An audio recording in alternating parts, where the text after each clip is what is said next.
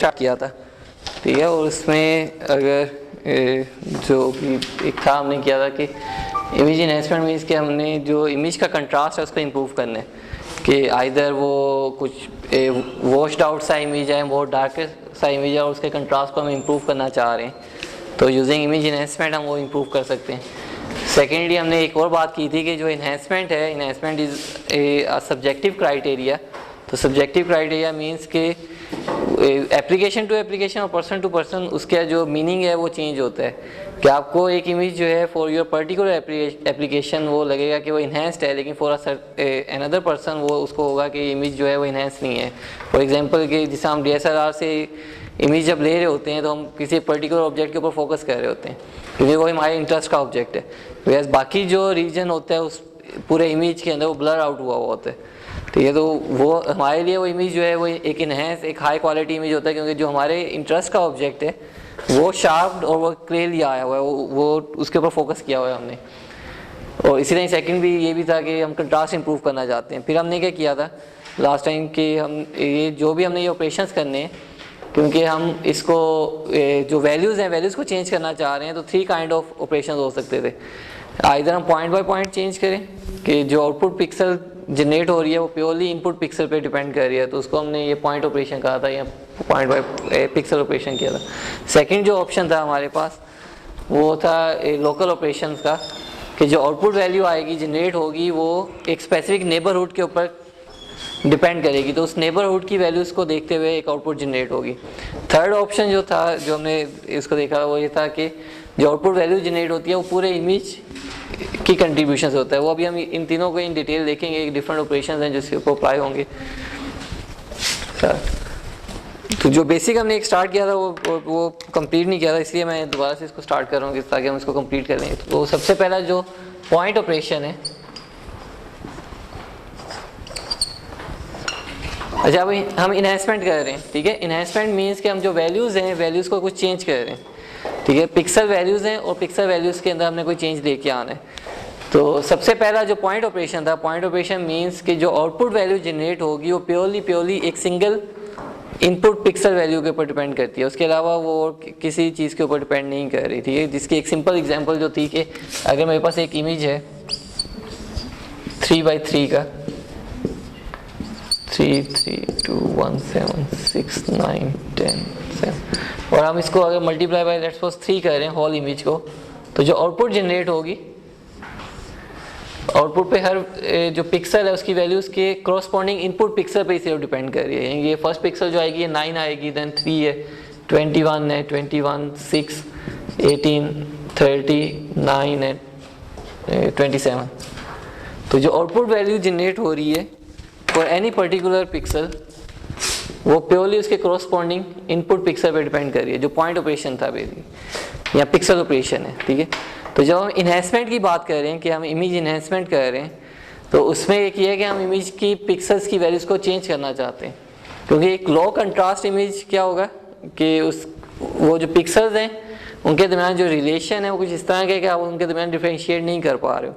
तो हम pixel values को चेंज करेंगे और हम पिक्सल वैल्यूज़ को चेंज करके उसका कंट्रास्ट इंप्रूव करना चाहते हैं। तो जो सबसे बेसिक एक हम उसको इन सेंस करते हैं कि फॉर एग्जांपल मेरे पास एक इमेज है f(x,y), उसके ऊपर हमने कोई स्पेसिफिक ऑपरेशन अप्लाई करने और उससे हमारे पास एक आउटपुट जनरेट होगी g(x,y). अब ये जो स्पेसिफिक ऑपरेशन है जो ये t है ये डिपेंड या इसके ऊपर डिपेंड करता है कि जो आउटपुट जनरेट होगी वो किस तरह की होगी। या इसको अदर वर्ड्स अगर हम थोड़ा सिंपल वर्क करके लिखेंगे, लेट्स सपोज हमारे पास क्या है कि R जो है R इनपुट ग्रे लेवल्स हैं और S जो है उसके कॉरस्पॉन्डिंग आउटपुट ग्रे लेवल जो आएगा वो है। तो output grey level will be equal to जो ट्रांसफॉर्मेशन अप्लाई होगी इनपुट ग्रे लेवल के ऊपर।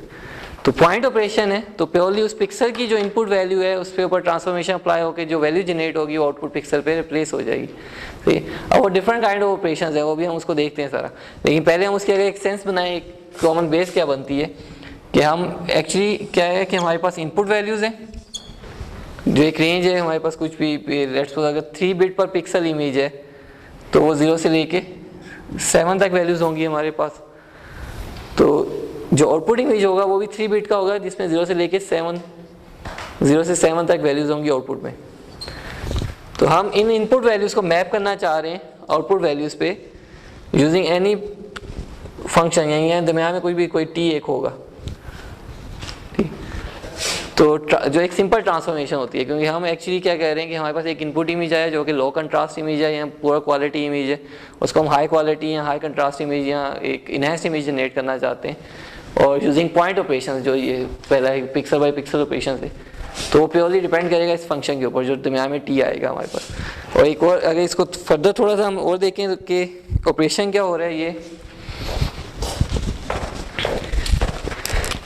ये सिंपल, अगर इस सारे को देखो आप, ये लुकअप टेबल बन जाते हैं कि फॉर एग्जांपल मेरे पास एक इनपुट इमेज है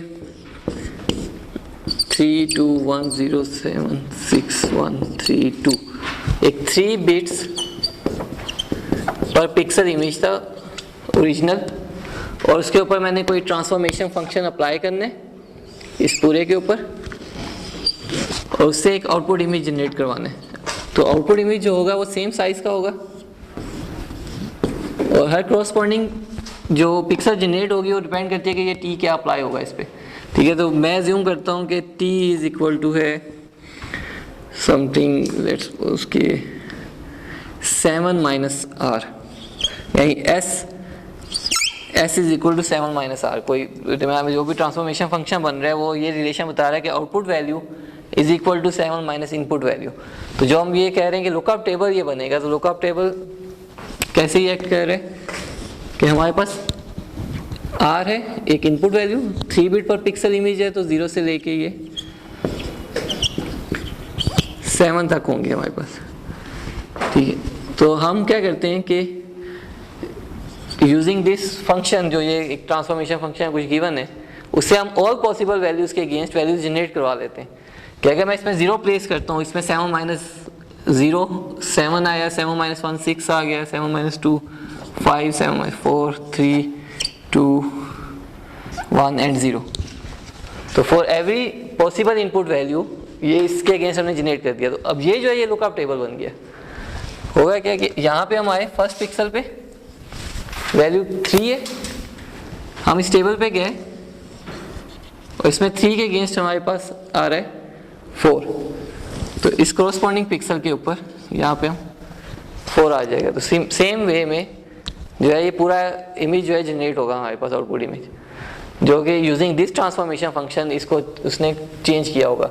और पॉइंट ऑपरेशन हम कह रहे हैं, पिक्सल ऑपरेशन कह रहे हैं, तो जो भी पिक्सल जनरेट हो रही है प्योरली डिपेंड कर रही है उसकी कोरस्पॉन्डिंग इनपुट पिक्सल के ऊपर, तो उससे एक वैल्यू हमारे पास जनरेट हो रही है।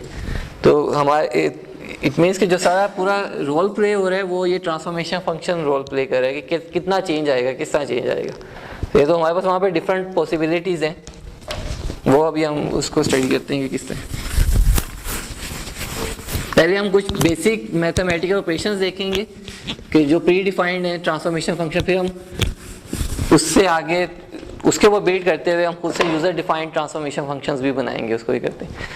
तो सबसे बेसिक जो है हमारे पास यहाँ इनपुट है एंड आउटपुट, और 8 बिट अगर है 0 से 255 0 to 255।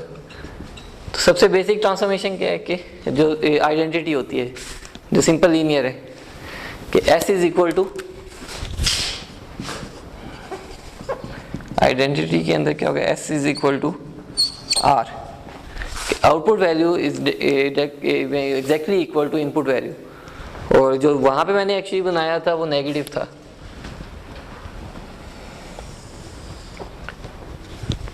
जो सेकंड आ रहा है हमारे पास ये नेगेटिव है। नेगेटिव इज इक्वल टू होता है S is equal to L minus 1 minus R। तो ये जो L है, L है नंबर ऑफ लेवल्स। अगर 8 बिट पर पिक्सल इमेज है तो टोटल 256 लेवल्स होंगे। वो जो था वो 3 बिट पर पिक्सल एग्जांपल मैंने की है, तो 3 बिट पर पिक्सल में 8 लेवल्स आने थे, तो मैंने वहाँ पे 7 यूज़ किया था। तो बेसिकली 8 यहाँ पे हमारे पास 8 बिट्स पर पिक्सल हैं, तो टोटल 256 लेवल्स होंगे। तो 256 माइनस 1 255, तो 255 minus R is equal to S। तो ये नेगेटिव होगा कि जो आउटपुट इमेज जनरेट होगा वो प्योरली अपोजिट होगा या कंप्लीमेंट होगा इनपुट इमेज का। और हमारे पास पॉसिबिलिटी आती है जो वो लॉगरिथम, जो लॉग फंक्शन होते हैं, s is equal to C log of 1 plus R. यहाँ पे जो c है, c जस्ट एक कांस्टेंट है जो पूरे को हम एक स्केल करना चाह रहे हो किसी, और हम इसको अज्यूम करते हैं let's c is equal to 1 है, तो simple s is equal to log of 1 plus R. क्या हुआ है? 0 to 7 जा रही है a के लिए, सर हम यहाँ पे 0 to 255 जा रही हैं, तो हम l की वैल्यू 256 कैसे लेंगे? Total number of bits, l total number of levels हैं, तो 8 बिट्स में टोटल लेवल्स 256 होते हैं। अच्छा, यहाँ पे हमारे पास ये बन जाएगा s is equal to log of 1। Again देखेंगे हम पहले कुछ प्री डिफाइंड मैथमेटिकल फंक्शंस देखें जो कि एक्चुअली कुछ ट्रांसफॉर्मेशंस करते हैं, उसके बाद हम उसको खुद से भी डिज़ाइन करेंगे। 1 प्लस आर क्यों किया हुआ है? क्योंकि लॉग ऑफ 0 अनडिफाइंड हो जाता है, तो अगर 0 ग्रे लेवल आता है तो 0 को 1 उसमें प्लेस करके वो कर देता है। तो लॉग का जो मैथमेटिकल एक्सप्रेशन या एक मैथ्स के अंदर हमने लॉग को जब किया होता है तो लॉग क्या करता है डाटा के साथ? कंप्रेस कर रहा होता है कि किन वैल्यूज़ को कंप्रेस कर रहा होता है। यानी अगर मैं देखो हम नॉर्मली ये लेते हैं ना डीबी प्लॉट कर रहे होते हैं या लॉगरिथम प्लॉट कर रहे होते हैं, डाटा को जब प्लॉट कर रहे होते हैं ताकि वो एक बेटर विजुअलाइजेशन हो सके, तो क्या होता है कि स्मॉल वैल्यूज़, काफ़ी स्मॉल वैल्यूज़ अगर आ रही हैं हमारे पास, उनके दरमियान वेरिएशन बहुत थोड़ी है, तो उसका हम जब लॉगरिथम लेके प्लॉट करते हैं तो वो जो चेंज होती है वो चेंज हमें ज़्यादा क्लियर होती है क्योंकि उसको एक्सपेंड करता है वो। और सिमिलरली जो हायर वैल्यूज़ होती हैं उनके दरमियान एक्सपेंशन जो होती है वो रिलेटिवली लो होती है। तो लॉग क्या है, जो स्मॉल वैल्यूज़ आएंगे उसको तो थोड़ा एक्सपेंड करता है, लेकिन जो हायर वैल्यूज़ हैं, जो लार्जर वैल्यूज़ हैं, उसको उसके ऊपर उस तरह ज़्यादा एग्रेसिवली एक्ट नहीं करता। तो अगर उसकी हम कर्व देखें, जो कर्व बनेगी लॉगरिथम की, ये एक कर्व बनती है ना, तो अगर इस कर्व को हम ट्रांसफॉर्मेशन, हम ग्रे लेवल वाइज देखें तो क्या हो रहा है, जो ये लो ग्रे लेवल्स हैं, लेट्स सपोज यहाँ तक रेंज है एक, कि ये 0 से फॉर एग्जांपल है कुछ 50 तक, समथिंग अराउंड 50 या 40। तो अगर मैं इसको देखूं तो इसके अगेंस्ट जो आउटपुट वैल्यू जनरेट हो रही है वो एक क्वाइट लार्जर वैल्यू होगी जो आएगी। तो क्या होगा कि जो इनपुट के अंदर ऐसी पिक्सल जिसकी एक्चुअली वैल्यू लो थी और उसका इम्पैक्ट जो आ रहा था वो डार्किश आ रहा था, तो आफ्टर अप्लाइंग लॉगरिथम वो हाई वैल्यू पे मैप हो रही होगी। तो वो जो डार्क सा आपको शेड नज़र आ रहा है वो एक ब्राइटर शेड की तरफ जाएगा। तो इसने क्या किया लोग ने कि जो ये स्मॉल रेंज थी, इस स्मॉल रेंज को एक लार्जर रेंज के ऊपर मैप कर दिया। और अगर आगे देखें तो आगे एक्चुअली इतना ज़्यादा चेंज नहीं आ रहा, वो उसको काइंड ऑफ कंप्रेस ही कर रहा है क्योंकि इधर लार्जर रेंज है उधर स्मॉलर रेंज है एक आ रही। तो लॉगरिथम हम अगर अप्लाई कर रहे हैं तो एक जो हमें एक एक्सपेक्टेशन होनी चाहिए वो ये है कि जो भी डार्कर रीजन्स होंगे इनपुट में वो ब्राइट हो जाएंगे। ब्राइट रीजन्स पे ऐसा इतना ही इफेक्ट नहीं आएगा, लेकिन अगर आपके पास इमेज ऐसा है कि जो बहुत, यानी आपने नाइट टाइम पे इमेज लिया हुआ है, उसके अंदर वेरिएशन तो आपको फील हो रही है लेकिन क्योंकि बहुत ज़्यादा डार्क सा फील हो रहा है, तो उसमें डार्क होने की वजह से जो हमने शुरू में रोड्स एंड कॉन्स का भी एक पढ़ा था कि जब आप थिएटर में एंटर होते हो वेरिएशन तो है लेकिन आप उसको इतनी इजीली डिस्क्रिमिनेट नहीं कर सकते। तो ये है कि अगर मैं लॉगरिथम ले देता हूँ तो वो ब्राइटर हो जाएगा, तो वो जो चेंजेस हैं वो चेंजेस आप उसको विजुलाइज कर सकते हो।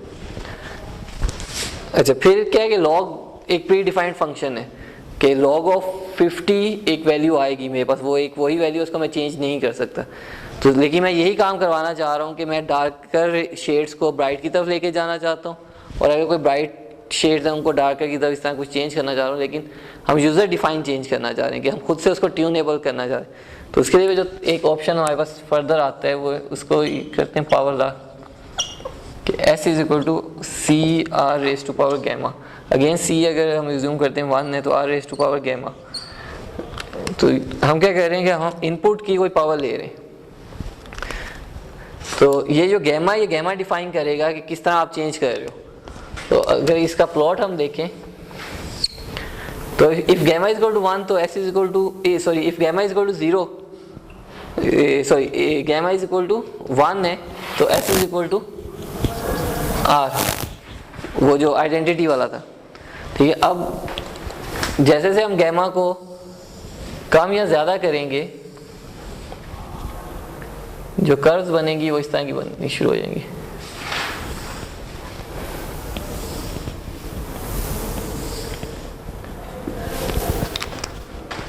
ये इनपुट है हमारे पास, इधर output.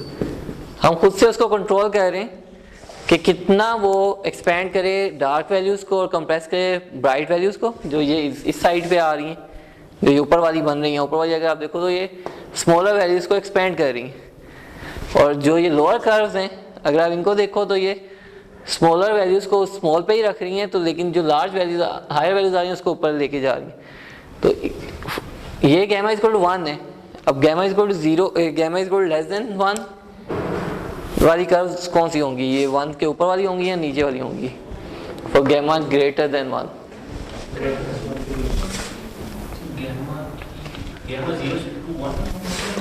Gamma is equal to 1 तो ये आ गया ना। If gamma is greater than 1, यानी let's suppose r raised to power 1.1, तो नीचे वाली बनेगी ऊपर वाली बनेगी? नीचे वाली कैसे बनेगी? यानी आप कह दो गैमा इज इक्वल टू 2, तो r स्क्वायर ले रहे हो आप, तो r स्क्वायर ये वाली बनेगी या ये वाली बनेगी? ऊपर वाली बनेगी नीचे वाली बनेगी? नीचे वाली क्यों बनेगी? क्योंकि चेंज वो एक्सपोनेंशियल सा चेंज है बेसिकली सर, तो आपकी एक्चुअली एम्पलीफाई हो रही है, मतलब उस पर्टिकुलर रेट के साथ। आई मीन वो जो रेंज एक्चुअली इसलिए तो ठीक है, तो आप ये वाला जो है ये वाला बनेगा, और अगर गैमा इज इक्वल टू 0.5 है तो r रेज़्ड टू पावर 0.5, क्योंकि 1 से छोटा है तो ऊपर होते हैं। ये जो है बिल्कुल, ये जो है ये for r is equal to less than 1 के लिए, और सेकेंडली ये जो है r is equal to greater than 1, gamma is equal to greater than 1 के लिए।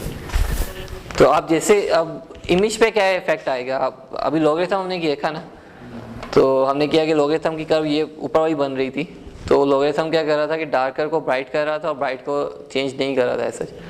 तो जैसे जैसे हम गैमा को लेस देन 1 किए जा रहे हैं, तो इमेज पे क्या इफेक्ट होना चाहिए?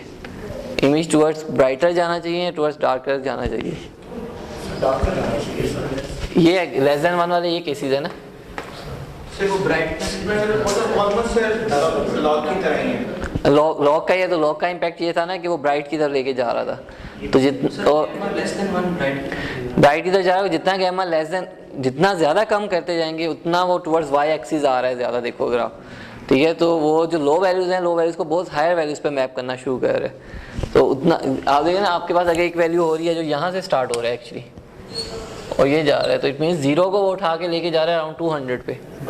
तो आपके पास जो इमेज है, इमेज के अंदर कोई वैल्यूज लेस देन 200 तो होगी नहीं, तो सारी वैल्यूज ग्रेटर देन 200 होंगी, तो वॉश्ड आउट सा या ब्राइट सा होगा। तो जितना आप लेस देन 1 किए जा रहे हो गैमा को, उतना ज़्यादा वो वाइट ही शो हो रहा है, और जितना आप ग्रेटर देन 1 कर रहे हो उतना वो डार्कर की तरफ जा रहा है, क्योंकि वो नीचे तक जा रही है। गैमा इज इक्वल टू 0 तो s इज इक्वल टू 1 है ना, सिंपल। वो तो हमारे पास एक आउटपुट इमेज होगा जिसमें थ्रू आउट 1 नहीं है। ये से नहीं मैप कर रहा है 1 या हाईएस्ट लेवल असाइन होगा? नहीं, हाईएस्ट लेवल कैसे असाइन होगा? जब आप कोई भी वैल्यू रेज़्ड टू पावर 0 करोगे तो वो तो 1 आएगा ना हमारे पास। तो एक स्ट्रेट लाइन यहाँ पे होगी 1 की, ये वाली। सिंपल वाइट, हाँ वो वाइट नहीं, यही वो ब्लैक ही नज़र आएगा, क्योंकि 1 जो है वो डार्क शेड है एक। तो आप r रेज़्ड टू पावर जब 0 कर रहे हैं तो 1 आ गया ना थ्रू आउट। वो गैमा अगर r जो है वो 250 है तब भी 0 है, r 0 है तब भी 0 ही आएगा, तो एक कांस्टेंट आएगा। तो ये हमारे पास डिफरेंट आइडेंटिटी का क्या सिग्नल? आइडेंटिटी इस तरह कि जब हमने एग्जैक्टली एक का रेप्लिका बनाना होता है तो हम इक्वल कर रहे होते हैं ना, कि इनके एम्बेडेड की सेंस में भी बात करें या प्रोग्रामिंग की सेंस में भी, तो हमें कई बार रेप्लिकास बनाने पड़ते हैं, सेम चीज़ को किसी और में सेव करना होता है, तो वहाँ पे वो आइडेंटिटी हम एक अप्लाई कर रहे हैं ना कि वो एग्जैक्टली इक्वल है। और कॉम्प्लीमेंट कब ले रहे होते हैं कि जब हमारे पास ये है कि जो हमारा रिक्वायर्ड ऑब्जेक्ट है, लेट्स सपोज वो डार्कर है और जो बैकग्राउंड है वो ब्राइटर है, और हम इसको ब्राइट करना चाह रहे हैं तो हम उसका कॉम्प्लीमेंट ले देते हैं, तो बैकग्राउंड डार्क हो जाएगा और ऑब्जेक्ट जो है वो ब्राइट हो जाएगा। ठीक है, तो डिफरेंट ऑप्शंस हैं हमारे पास जो यहाँ पे आ रहे हैं, और ये सारे पॉइंट प्रोसेसिंग में आ रहे हैं। ठीक है, तो जस्ट एक लुकअप टेबल वाला सिनेरियो है कि आपके पास जो भी आउटपुट होगी वो प्योरली डिपेंड कर रही होगी कि जो फंक्शन आप यूज़ कर रहे हो उससे इनपुट वैल्यू कितने पे किस पे मैप हो रही है। तो जो वहाँ पे हम एग्जांपल कर रहे थे लुकअप टेबल वाली, जस्ट उस तरह एक लुकअप टेबल ये बनेगा, ठीक है। और अगर ये जो फोटोशॉप वगैरह या जो भी फ़ोटो एडिटिंग सॉफ्टवेयर होते हैं उसको आप देखो तो उसमें भी क्या होता है कि ये एस शेप या इस तरह की ये कर्वे, ये जो कर्व है ये नज़र आ रही होती है। तो फिर ये जो पॉइंट्स हैं हमारे पास कुछ एडिटेबल पॉइंट्स होते हैं जिसको हम वेरी कर सकते हैं, और उसको जितना आप एक तरफ को लेके जा रहे हो वो ब्राइट हो रहा है, दूसरी तरफ को लेके जा रहे हो वो डार्क हो रहा है, या आप उसको ऊपर नीचे कर रहे हो अगेन इमेज जो है आउटपुट इमेज साथ साथ आपको फील हो रहा होता है कि वो डार्कर या ब्राइटर हो रहा होता है। तो एक्चुअली ये जो ट्रांसफॉर्मेशन फंक्शन है उसके साथ प्ले अराउंड कर रहे होते हो। ये जो फिल्टर्स होते हैं हम तस्वीर में करते हैं उसमें भी इसी तरह की कर्व आ रहा होता है। नहीं, फिल्टर्स का कॉन्सेप्ट थोड़ा सा और हो जाता है। फिल्टर्स जब हम कह रहे हैं तो वो पॉइंट ऑपरेशन नहीं होता, वो थोड़ा सा क्या करते हैं कि वो लोकल नेबरहुड्स को भी लेके करते हैं। जो ये वाला है, जो ये ट्रांसफॉर्मेशन है प्योरली पॉइंट ऑपरेशन है। तो इसमें इसीलिए जब आपके पास ये जब आते हैं ना, जब फिल्टर्स आप अप्लाई करते हैं ना, फिल्टर में वो इस तरह स्केल नहीं पूरा दे रहा होता, इसमें ये पूरा स्केल दे रहा है कि ये डार्क है और यहाँ पे ब्राइट है, जो एक्चुअल है आपके पास इमेज और उसके कॉरस्पॉन्डिंग आउटपुट इमेज का डार्क और ब्राइट ये है। तो आप जैसे भी इस कर्व को चेंज करोगे तो आपको एक्चुअली बता रहा है कि इंटेंसिटीज में वेरिएशन इस तरह आएगी इसकी। ब्राइटनेस हम कंट्रास्ट बेसिकली से कंट्रोल कर रहे हैं। बिल्कुल, जो भी हम काम कर रहे हैं एक्चुअली हम कंट्रास्ट को ही कंट्रोल कर रहे हैं। तो अगर कंट्रास्ट जो है वो पुअर होगा तो उसकी क्वालिटी लो होगी, ठीक है। लेकिन फिर क्या होता है कि इन सर्टन एप्लीकेशन जैसे मैंने क्या सब्जेक्टिव क्राइटेरिया, तो हम सिर्फ कंट्रास्ट को नहीं इंप्रूव कर रहे होते, हम क्या कर रहे होते हैं जो हमारा इंटरेस्ट का ऑब्जेक्ट है, क्योंकि आगे जाके हमने उसको आइदर एक्सट्रैक्ट करना है या उसके ऊपर कोई फर्दर ऑपरेशन अप्लाई करने हैं, तो हम ये चाह रहे हैं कि वो ज़्यादा क्लियर होके आए। तो मे भी पूरे इमेज का कंट्रास्ट डिस्टर्ब हो जाए कि वो पहले हाई कंट्रास्ट था लेकिन वो लो कंट्रास्ट इमेज हो गया, लेकिन वो जो हमारा पर्टिकुलर ऑब्जेक्ट था वो एज़ कम्पेयर टू बैकग्राउंड वो ज़्यादा क्लियर हो जाएगा। तो वो भी हम आगे जैसे जैसे हम जाएंगे तो हम वो देखेंगे कि उसको as a preprocessing step भी हम यूज़ करते हैं इन्हीं ऑपरेशंस को। अच्छा, अब इसी में फिर और कर्व्स भी हमारे पास आती हैं जिस तरह ये हमने भी की।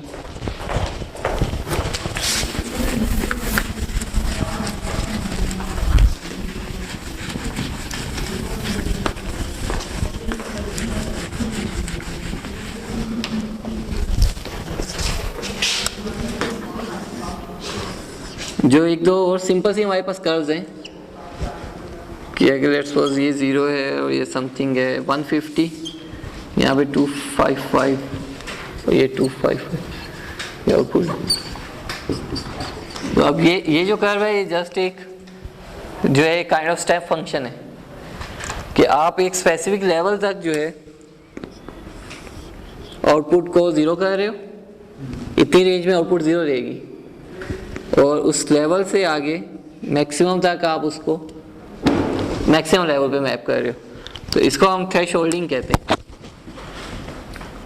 कि आपने क्या किया, आपने एक लेवल डिफाइन कर दिया, उस लेवल से नीचे एक काम हो रहा है, उस लेवल से अबव जा रहा है वो सेकंड काम हो रहा है। तो ये जो हमने शुरू में कुछ ग्रुप्स किए थे प्रोसेसिंग, एनालिसिस और फिर आगे रिकग्निशन वगैरह का, तो अभी तक जो हम कर रहे हैं वो प्रोसेसिंग कर रहे हैं कि हम इमेज में कोई चेंज ला रहे हैं। अच्छा, कुछ रीजन्स को डार्क कर दिया, कुछ को ब्राइट कर दिया। तो ये जो एक पर्टिकुलर कोई कर्व है या इस तरह की और भी कुछ आगे देखेंगे तो इसको हम एनालिसिस के तौर पे भी यूज़ कर सकते हैं। एनालिसिस के सेंस में इस तरह कि हमने किसी तरह ये वैल्यू फाइंड आउट कर ली 150 कि हमारा जो डिज़ायरेबल ऑब्जेक्ट है उसकी वैल्यू 150 से अबव है और बाकी जितना कुछ है वो सब कुछ 150 से लेस आ रहा है। तो जब हम ये अप्लाई करेंगे इसके बाद सिर्फ हमारा जो डिज़ायरेबल ऑब्जेक्ट है वो पास होगा, वो 255 हो जाएगा, बाकी सारा 0 हो जाएगा। तो आपको एक ब्लैक एंड वाइट सा इमेज नज़र आएगा जिसमें से वो जो एक पर्टिकुलर ऑब्जेक्ट था जिसको आप एक्सट्रैक्ट करना चाह रहे थे वो है सिर्फ, वो बाकी सारा खत्म हो गया। तो ये जो वैल्यू है ये value through any particular analysis निकलेगी। हम उसको देखेंगे आगे, एल्गोरिथम हम पढ़ेंगे, लेकिन कोई ना कोई ऐसा एनालिसिस हम करेंगे जिससे हम ये वैल्यू फाइंड आउट कर रहे होंगे, क्योंकि ये रोल प्ले कर रही है इस पूरी कर्व के अंदर और कोई चीज़ नहीं है इसमें। जस्ट ये जो जिस 150 मैंने लिखा है इसको अगर इन जनरल में लिख देता हूँ कि ये टी है, तो ये टी कैसे निकलेगा, तो वो हम कुछ एनालिसिस करेंगे उससे ये टी निकलेगा आगे जब हम सेगमेंटेशन में ऐसा जाएंगे। सिमिलरली क्या हुआ कि हमारे पास इनपुट इमेज था, हमने उसको एनालिसिस किया, एक जैसे डोंकी वर्क होता है या एक मैनुअली देखते हुए इमेज को हम गए पिक्सल, हर पिक्सल पे गए और पिक्सल्स की वैल्यू देखते रहे, हम पेपर पे लिखते रहे। तो क्या हुआ, हमारे पास हमें पता चल गया कि ये एक स्पेसिफिक रेंज है जो एक्सट्रैक्ट करना चाहता हूँ मैं ऑब्जेक्ट, वो इस रेंज में है और उससे नीचे या उससे ऊपर बाकी सब कुछ बैकग्राउंड है मेरे लिए। तो उसके लिए हम क्या कर सकते हैं, हम इस तरह एक स्लाइस करें कि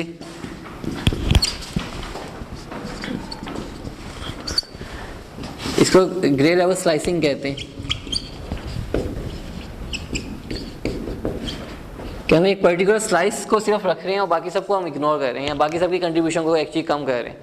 तो जो इस रेंज के अंदर जो ग्रे लेवल्स आ रहे होंगे वो जो है वो आप रख रहे हो और बाकी सबको इग्नोर कर रहे हो। तो वो सारे ब्राइट हो जाएंगे, वो सारे ये भी ब्लैक एंड वाइट इमेज नज़र आएगा। एक्चुअली इसको डायरेक्टली भी हम नहीं यूज़ करते। ये क्या हुआ है कि इसमें बैकग्राउंड आपका सारा 0 हो गया और जो डिज़ायरेबल लोकेशंस थी वो होंगी 255। फिर आप क्या करोगे, उसको ओरिजिनल के साथ जब मल्टीप्लाई कर दोगे तो आपका बाकी सब कुछ तो ख़त्म हो गया, और ये जब होगा तो ओरिजिनल शेड्स आ जाएंगे आपको उस लोकेशन के।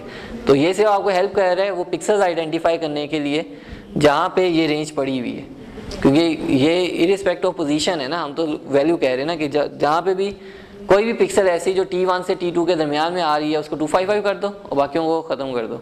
तो बाद में उसको ओरिजिनल इमेज के साथ मल्टीप्लाई करेंगे तो वो पिक्सल्स रह जाएंगी हमारे पास और बाकी सारी की सारी 0 हो जाएंगी।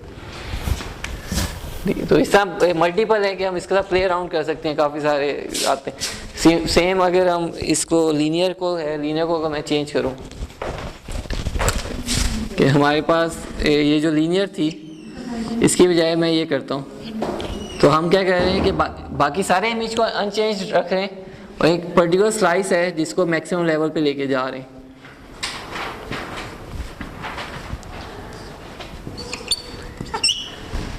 ठीक है, और इसी तरह ही हमारे पास जो है जो कंट्रोलेबल कर्व होती है एक।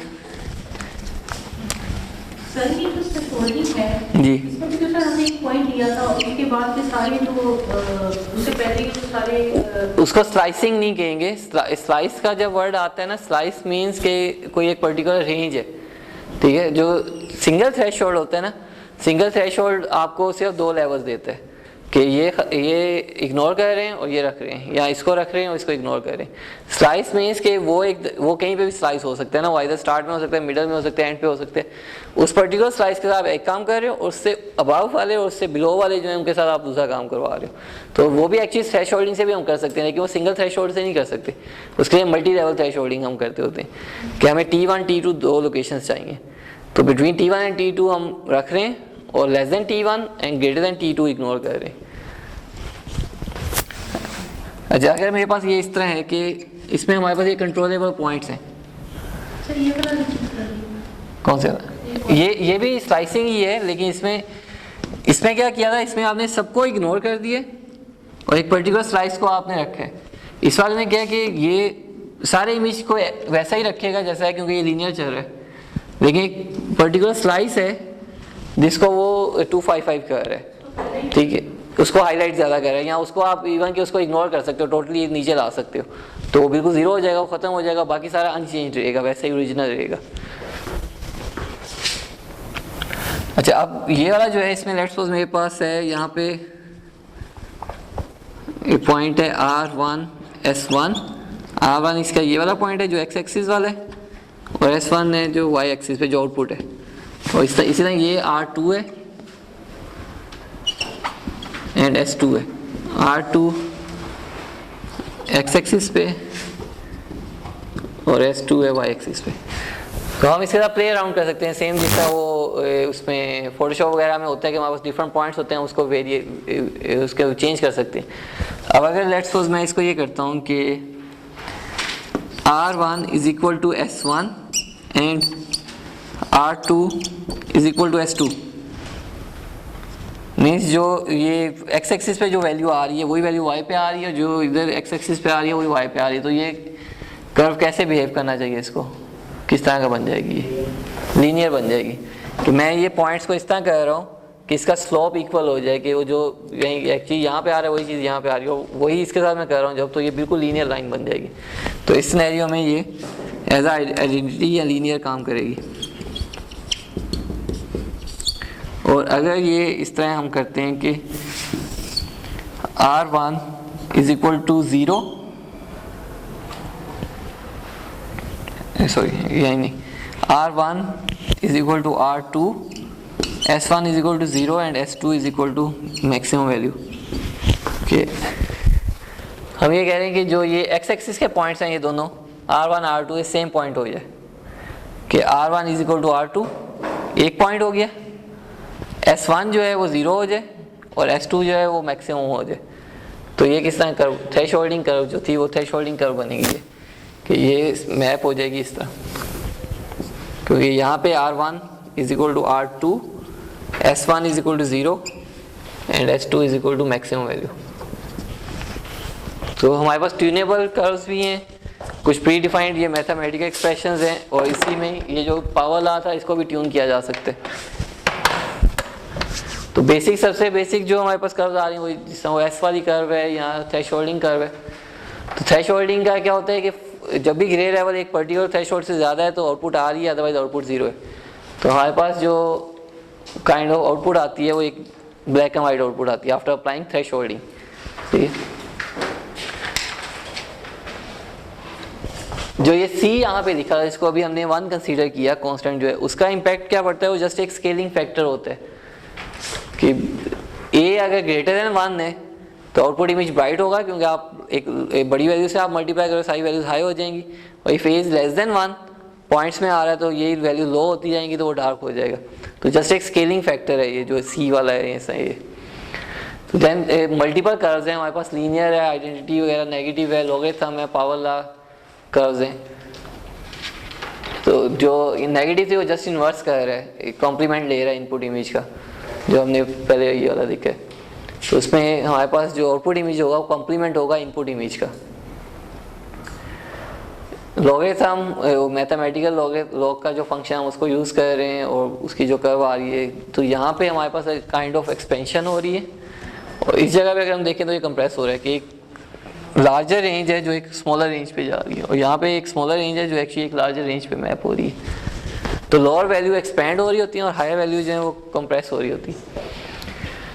तो एप्लीकेशन वाइज अगर हम देखें, जैसा वो लेफ्ट वाला जो इमेज है उसके अंदर वेरिएशन है, लेकिन वो वेरिएशन विजिबल नहीं है, वो बहुत सारी स्मॉल वैल्यूज थी। तो जब हम उसका लॉगरिथम ले रहे हैं तो लॉगरिथम लेने से वो ब्राइट हुई हैं, तो वो जो चेंजेस थी इमेज के अंदर वो सारी विजिबल हो गई हैं हमें। और फिर ब्लॉक के साथ क्या इशू है कि वो एक प्री डिफाइंड है, उसकी एक ही कर्व है, उसको आप चेंज नहीं कर सकते। तो सेम उसी के पैटर्न पे हम पावर लॉ को डिज़ाइन करते हैं कि जिसके अंदर गैमा जो है वो ट्यूनेबल है हमारे पास। तो if gamma is less than 1 तो वो अपर कर्व्स बन रही हैं, वो डार्कर साइड पे जा रहा होगा, और if gamma is greater than 1 तो वो लोअर कर्व्स बन रही हैं, और वो सॉरी अपर हैं तो वो ब्राइट कर रहा होगा जो लेस देन 1 वाली थी, और लोअर में वो डार्क कर रहा होगा। और if gamma is equal to 1 तो वो सिंपल आइडेंटिटी बन जाता है। अच्छा, ये इसका एक है, इसकी एक इंडस्ट्रियल एप्लीकेशन थी पावर लॉ की, कि जो ये CRTs कैथोड ट्यूब्स जो होती थी, जो पहले मोनीटर्स वगैरह भी हम यूज़ कर रहे होते थे, तो उसमें क्या होता था कि उसके जो इनर स्ट्रक्चर होता है एक सारा जो इलेक्ट्रिको मैकेनिक्स वाला सिनेरियोस का, उसमें क्या जो आउटपुट आती थी आपके पास वो ऑलरेडी एक, अगर यहीं ओरिजिनल ये सीन था तो आपको जो आउटपुट मॉनिटर डिस्प्ले करता था वो एक काइंड ऑफ ट्रांसफॉर्मेशन अप्लाई करके आपको दिखा रहा होता था। तो अगर हम एक्चुअल आउटपुट देखना चाहते हैं, जो एक्चुअल इनपुट थी उसी को ही आउटपुट में देखना चाह रहे हैं, तो उसकी कैलकुलेशन करके ना एक उसकी गैमा वैल्यू थी जो जितना वो चेंज कर रहा था, तो उसी गैमा वैल्यू के अपोजिट जो है गैमा वैल्यू को, जिससे अगर लेट्स सपोज 1.2 था तो उसका जो 0 से नीचे वाला आ रहा है 0.8 वाला कुछ, तो वो आप अप्लाई करते थे तो वो उसको क्या करता था कि जो एक्चुअल वैल्यू है अपोजिट जाके उसको लीनियर कर देता था, उसको कैंसिल आउट करता था उस इफेक्ट को। ठीक है, ये उस तरह आप देखो कि जैसे हम CRTs या मोनीटर्स के आगे हम वो भी लगाते हैं, एक कोई स्क्रीन लगाते हैं, तो स्क्रीन की अपनी एक गैमा वैल्यू होती है, इसी वजह से वो उसको वेरी करता है या उसकी इंटेंसिटीज़ को चेंज करता है ना। तो वो CRTs में बाय डिफ़ॉल्ट भी उसकी जो मॉनिटर की स्क्रीन होती है उसके अंदर एक वैल्यू होती थी, तो उसको ये यूज़ करते थे वहाँ पे, उसकी कैंसिलेशन के लिए यूज़ करते थे। अच्छा, अब इफेक्ट क्या इसका आता है कि जैसे जैसे मैं लेस देन 0 किए जा रहा हूँ, जो ये ऊपर वाली लेस देन 1 किए जा रहा हूँ, तो ये ब्राइट हुए जा रहे हैं। और जैसे ही हम इसको, जैसा ये वॉश्ड आउट है, तो इस वाले सिनेरियो में हमें डार्कर की तरफ जाना है, तो हमें ग्रेटर देन 1 वाला करना है। तो हम जैसे जैसे इसको ग्रेटर देन 1 किए जा रहे हैं तो उसका शेड उस तरह प्रॉपर वगैरह या वो डार्कर की तरफ जा रहा है बेसिकली। जो ये लोअर कर्व्स थी ये बनेंगी। ये जो एक्चुअल है सारा इस पूरी कर्व्स में से वो ये है कि ये वाली जो है ये ट्यूनेबल है हमारे पास, हम इसको खुद से चेंज कर सकते हैं। हम फॉर अ पर्टिकुलर एप्लीकेशन हम फाइंड आउट कर सकते हैं कि कौन सी गैमा वैल्यू सबसे बेस्ट वर्क कर रही है उसके लिए, तो वही गैमा वैल्यू हम हमेशा अप्लाई कर देते हैं उसके उस पर्टिकुलर एप्लीकेशन के लिए जिसके लिए हम यूज़ करें उसको। फिर ये जो थे कंट्रास्ट स्ट्रेचिंग और ग्रे लेवल स्लाइसिंग वाला है, जो लेफ्ट वाला है वो कंट्रास्ट स्ट्रेचिंग वाला है, जो राइट वाला है वहाँ पे बने हुए वो ग्रे लेवल स्लाइसिंग के। कंट्रास्ट स्ट्रेचिंग में ये है कि ये पॉइंट्स हमारे पास हैं उसको हम खुद से मूव कर सकते हैं किस तरह का। तो अगर वो दो स्पेशल केसेस हैं उसके, जो लीनियर वाला और थ्रेशोल्ड वाला है। सिमिलरली जो आता है हमारे पास ग्रे लेवल स्लाइसिंग में है कि कोई पर्टिकुलर स्लाइस है जिसको हम चेंज कर सकते हैं, ठीक है। तो उसका एक स्पेसिफिक है कि हम कोई एक स्पेसिफिक रेंज जो है उस रेंज को रखना चाह रहे हैं, बाकी जो वैल्यूज़ आ रही हैं उनको इग्नोर करना चाह रहे हैं, तो वो बाकियों को इग्नोर कर रहा है, वो ऑब्जेक्ट ख़त्म हो गया उसमें से, और जो उस रेंज के अंदर थे सिर्फ वो वाला ऑब्जेक्ट रह गया हमारे पास, ठीक है। तो ये सारा एक सिनेरियो था चल रहा। जो हमने पहला देखा था पॉइंट ऑपरेशन वाला, वो पॉइंट ऑपरेशन ही हम कह रहे थे, और उसमें जो मैथमेटिकल फंक्शंस थे, ट्रांसफॉर्मेशन एक फंक्शन बनता है जो पॉइंट बाय पॉइंट उसको चेंज करता है, ठीक। अब हुआ क्या कि हमने क्या किया, हमने अज्यूम किया खुद से कोई एक मैथमेटिकल फंक्शन, इनमें से कोई भी हम यूज़ कर सकते हैं, या हम उस टाइम कोई कर्व बना सकते हैं कुछ भी, ठीक है। हमने इमेज की कंट्रीब्यूशन नहीं ली कुछ भी, कि इनपुट इमेज किस तरह का आ रहा है, कोई इस तरह का डिवाइस होना चाहिए, मैकेनिज्म जो अडाप्टिव होना चाहिए कि अच्छा इनपुट इमेज अगर इस तरह की प्रॉपर्टीज़ के साथ आ रहा है तो उसके ऊपर ये particular kind of transformation apply हो, अगर उसकी प्रॉपर्टीज़ चेंज होती हैं कुछ और तरह तो कोई और ट्रांसफॉर्मेशन अप्लाई हो। और सेकेंडली ये कि बेस तो ये है ना कि हम कंट्रास्ट इंप्रूव करना चाहते हैं, तो कब कंट्रास्ट लो होता है कि आइधर वो हमारे पास बिल्कुल डार्क नज़र आ रहा है, बिल्कुल वॉश्ड आउट हुआ है, या ग्रे नज़र आ रहा है, तो वो क्या है कि हमारे पास जो ग्रे लेवल्स हैं जो उसकी पॉसिबल वैल्यूज़ थी वो सारी वैल्यूज़ नहीं आती, वो स्क्यूड हुआ होता है, वो एक जगह पे कंप्रेस सा हुआ होता है कि यहाँ तो उसमें सारी लो वैल्यूज़ हैं या सारी की सारी हाई वैल्यूज़ हैं, या मिडल में कोई वैल्यूज़ हैं, तो एक जगह पे एक ही जगह पे कंप्रेस सा हुआ है। तो जो इसकी बेस है अभी हम जो करने जा रहे हैं आगे हिस्टोग्राम बेस्ड एनालिसिस, तो उसमें दो चीज़ें आती हैं। एक तो ये कि वो इनपुट इमेज की कंट्रीब्यूशन लेते हैं, उसकी बेस पे देखते हैं। सेकेंडली ये कि उसका जो मोटिवेशन है वो ये है कि जो हमारे पास रेंज है पूरी, जैसे ये 8 बिट के अंदर हमारे पास 0 से लेके 255 तक पूरी रेंज होती है, तो मेक श्योर करें कि उसके अंदर grey levels maximum possible grey levels आ रहे हो, क्योंकि अगर मैक्सिमम पॉसिबल ग्रे लेवल्स आ रहे होंगे तो उसमें लो वैल्यूज़ भी होंगी, उसमें हाई वैल्यूज़ भी होंगी, तो उसमें डार्कर शेड्स भी आ रहे होंगे, ब्राइटर शेड्स भी आ रहे होंगे, तो कंट्रास्ट ऑटोमेटिकली इंप्रूव हो जाएगा।